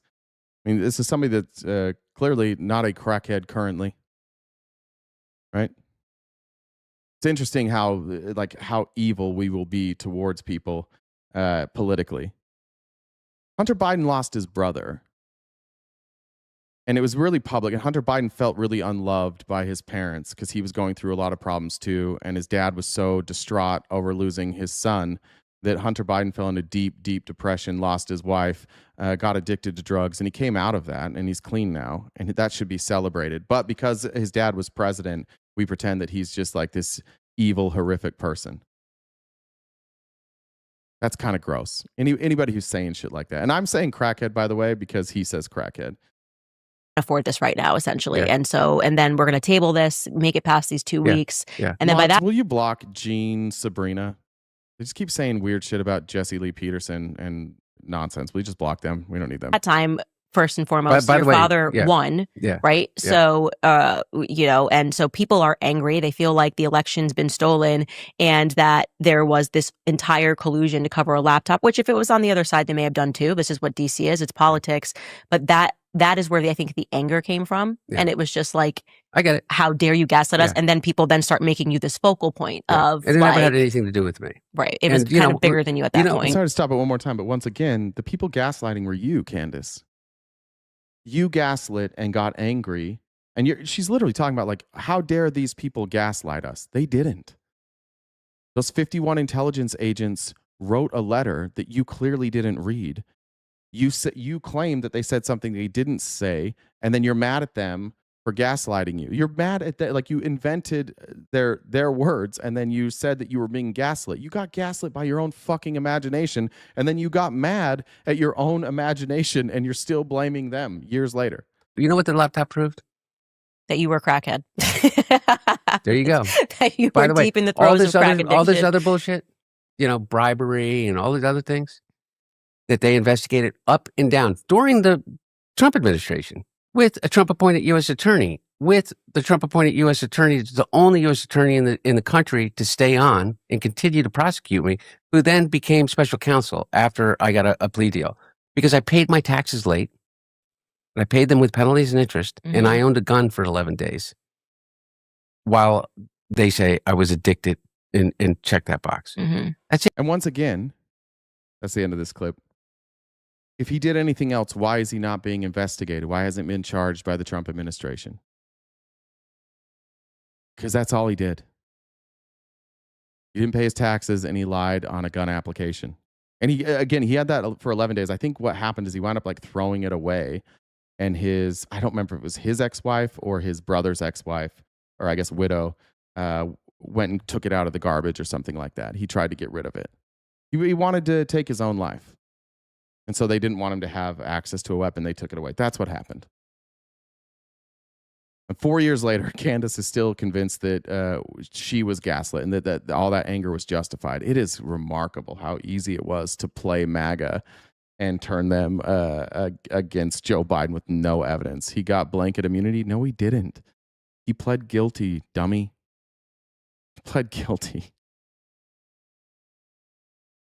There's a lot of these things that they claim, like these could be crimes that could be investigated by states. Yeah, that's all that happened there. It's just that you guys believe shit, and it's so that you can ignore Trump's corruption. And that's the sad, sad reality. Is that the reason that you guys all think that he was a criminal is because instead of addressing the criminality of Trump and his family, none of you ever address it. You play whataboutism, and the whataboutism landed on Hunter. And you for 4 years, the members of your Congress that you pay for did nothing but try and investigate Hunter Biden and Joe Biden, wasted millions of dollars to get a guilty plea for not paying his taxes. They connected $0 and 0 cents to Joe Biden, and you still think Joe Biden was corrupt and was making money despite zero evidence. Donald Trump has made billions of dollars, and we have all the evidence we need that he's getting it from foreign countries, and that he's getting it like he's stealing from his own investors in World Liberty Financial, that he ran not one but 2 pump and dump schemes on his cryptocurrencies, his meme coins. He's broken more laws than every other president combined, and the evidence is in front of us, and that's how fucking easy it was to gaslight you into a totally different reality where crimes are not crimes and the lack of crimes are proof that there are crimes. Joe Biden committed no crimes. There is no evidence that Joe Biden committed a single fucking crime. Donald Trump is a convicted felon, and we have evidence that he has committed multiple more felonies since then, along with in violation of the emoluments clause, foreign and domestic emoluments clauses, ran pump and dump schemes, which are illegal, by the way. All that evidence. Two civil cases that he lost. All 3 times he went to court between when he was president and the last time and now. He's guilty as fuck. And you live in a reality where Joe Biden is guilty despite there not being any evidence or any convictions or any crimes. He's guilty, but the guy who's actually convicted is the innocent one. And that's why it's fucking crazy to do this every single day. I saw somebody earlier say, like, what are you going to do when Trump is gone and you have nothing to cover? I'm going to be fucking thrilled. Today is one of my favorite shows I've done because you know how many clips I had to play of Trump? None. I think we might have played a clip of Trump that somebody suggested. I had no Trump on my outline. I'm going to be thrilled to not cover the dumbest motherfucker because it's so frustrating to see somebody so obviously dumb and so obviously corrupt and then watch a chat full of people that are like, actually, that was really smart.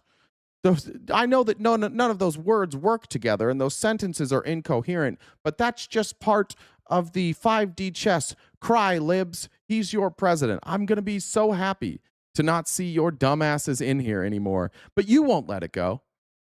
Whoever's president next will be talking about it, and you'll just come in here and you'll be like, you're still mad about Trump. You'll make everything about him because it's your entire ideology. Your entire ideology is just like Trump.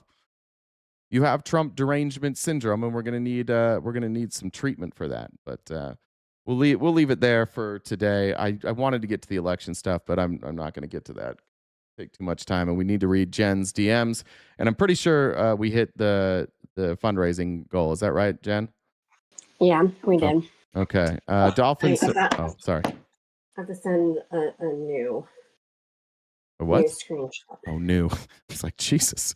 Dolphin said, I was a crackhead like Hunter. 13 years clean, January 6th. I'm a great person to know. You are a great person to know. Congratulations on your 13 years. And I'm sorry that you have to share your sobriety date with a bunch of dumb fucks who attacked the Capitol. That sucks. All right. Am I showing these screenshots, Jen? I mean, what do you think would be the? I think we should I'll show them after, but I don't want people reading ahead. I think we just, I think we maybe just role play this. I'll be, do we want to give this person a name? His name starts with a M, I think. We're going to call him Matthias. This is Matthias. Okay. And is this first message, is this the first thing that Matthias said? Yes. All That's right. what he opened with. All right. I will show these DMs because it's going to be hard to believe that these are real when we're done. But Jen, you can be Jen, and I will be Matthias. And we matched on what app was this? This is Tinder. This is Tinder. So I, Matthias, swiped right. It's right? That's the like. Yeah. I swiped right on Jen. I can only assume because Jen just all of her pictures are just her cleavage. Now I know how she operates. And Jen, Matthias, decent looking guy. Is that why we swiped on Matthias there? Yeah, he was decent looking. Yeah. How tall? Let me see. This is the first, I get to pretend that I'm over 6 feet because we know Jen has like a limit at 6 feet. So. He doesn't have his height listed, but from his pictures, he looks over 5'10". So. Fuck you. 5'10" is the perfect height. Look, I'm 6'3". I'm Matthias, and I opened with this gem. Love to be your cuck. That's a new one for me. Never heard of it? I know what it is. I just never had it said to me before. Oh, really? First time. This can be awkward. You're sexy. Wow. Would you like? Thank you. Welcome with the high five. You look like a you look like a hot wife. One word. What would you being my cuck look like? And so pause. In fairness, when I don't know if you guys were here in the beginning, Jay likes to use the word cuck often. So I didn't know necessarily what his definition of being my cuck meant. All right, read your last one again then. What would you being my cuck look like? Depends. What would you like? And this is where Jen exits the conversation. There are no more replies from Jen at this point. What time is it at this point, Jen? I mean, you see, so there's timestamps. It's before 10 p.m. Mm-hmm. Would we call this 9 p.m. ish? Yeah, I'd say 9-ish. Okay, Jen has exited the chat, and now it's just me, Matthias. Okay, and now we can read. Now we can read this together. Okay. Well, I could wear a cage, watch you have sex, toys. Really depends on what you're into, goddess. 10 o'clock, an hour later. Love giving oral. Cooking for you. Couple of blushing hearts. Do you have any kinks like hung cream pies? 2:30. Good night. Hi, this morning, 9 a.m. rolls in with a hi. Oh, yep. Good Lord. Listen, to all you guys who are dating, I'm so sorry. I'm so sorry for all of you. That is absolutely, oh shoot, I clicked the wrong one. That's horrific. Yeah, Jen, when is the first date? It's not. As you can see, he was left on red. Yeah, Jen doesn't date conservatives, so yeah. go out with him. So I mean, I left it, left it there. But I did, as I was grabbing some other screenshots, I got one from someone who offered to take me to. He's contemplating a trip to Thailand and Vietnam. Want to join if he goes. His treat. So I offered to go to Thailand and Vietnam. That's not bad. That's not bad. Ask him if he's interested in watching me fuck his dad for money. Can you ask him that? I'm in. Well, I mean, so the earlier in the Twitch chat, the person that made a fair point, like for him to be my cuck, I think I'd have to be in a relationship with them. I think that's part of the rules. So that was like what I was saying. I think. Do you have to be what? I don't think you would. I think that could be the entire relationship.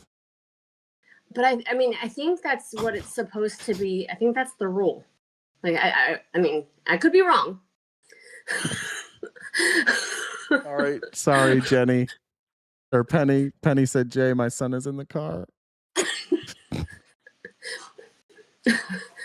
Well, we're not necessarily a kid-friendly show. Yeah, I do. Penny, that's got to be on you. You've listened to me before. Don't let your children listen to the show. I'm sorry. He's asking so many questions. No. It's just a joke. We're talking about Legos. Make it about Legos somehow.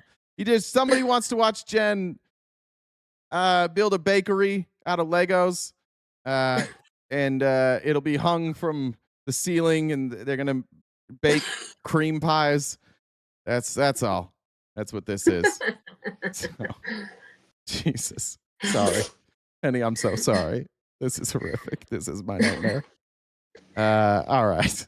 Well, Jen, do you have any dates lined up for the weekend?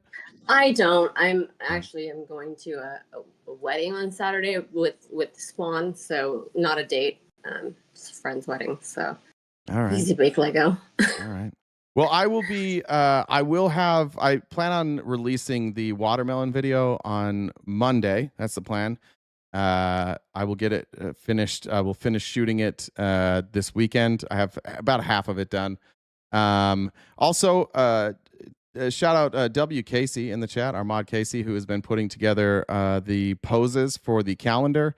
I have approved a couple of them. I think she's approved some of the other ones. So we are on our way. She took up the mantle for the calendar. So in the near future, we'll be shooting the calendar as well. I'm going to say 50-50 on a show Monday, which means is about a 4% chance we have a show on Monday. I'm going to guess not. I'm pretty sure, I haven't got an answer yet, but I'm pretty sure I'm going to wind up with my daughter on Monday. It's summer and she has camps all summer. And so her mom has to take some extra time because of this show where she would normally be in school. So on those Monday holidays and other holiday weekends, I wind up taking those days to try and take some pressure off of her mom. So I just haven't got an answer yet, but I think I'm probably going to have my daughter on Monday. So I apologize, but if I don't have her, I'll be happy to be here and do a show. Anything else, Jen? No, I think that's good for now. Oh, I missed this. Sorry. Amy Lynn said the judge dismissed the criminal case against Abrego Garcia. And I saw somebody earlier in the chat say Abrego Garcia should probably get some money for the government being weaponized against them. I agree with that, too. Shout out to Abrego Garcia. It doesn't seem like a very good guy, actually, for being honest. But that is justice. All right, I'm double checking to make sure I didn't miss any other minimums, and it looks like we're all good there. So okay, Jen, have a wonderful weekend. Enjoy your wedding. Tell Spawn that I love her. Jen.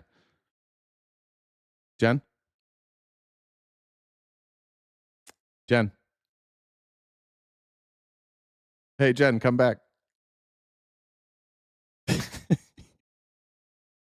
Fuck you, Jen. She knew exactly what I was going to do. All right, I'll be back probably Tuesday morning, maybe Monday morning, 9:30 a.m. to 1 Pacific Standard Time, right here on Twitch and YouTube. The replay will be available here shortly on YouTube and Twitch. In the meantime, if you'd like to support us other ways, we do have paid memberships. We'll have a movie night coming up this Wednesday. And then I've mentioned this before, but we may start doing every Wednesday night. I want to start reviewing debates and like congressional hearing videos, and those will be member only events as well. So I'll have an announcement next week or the week after on that.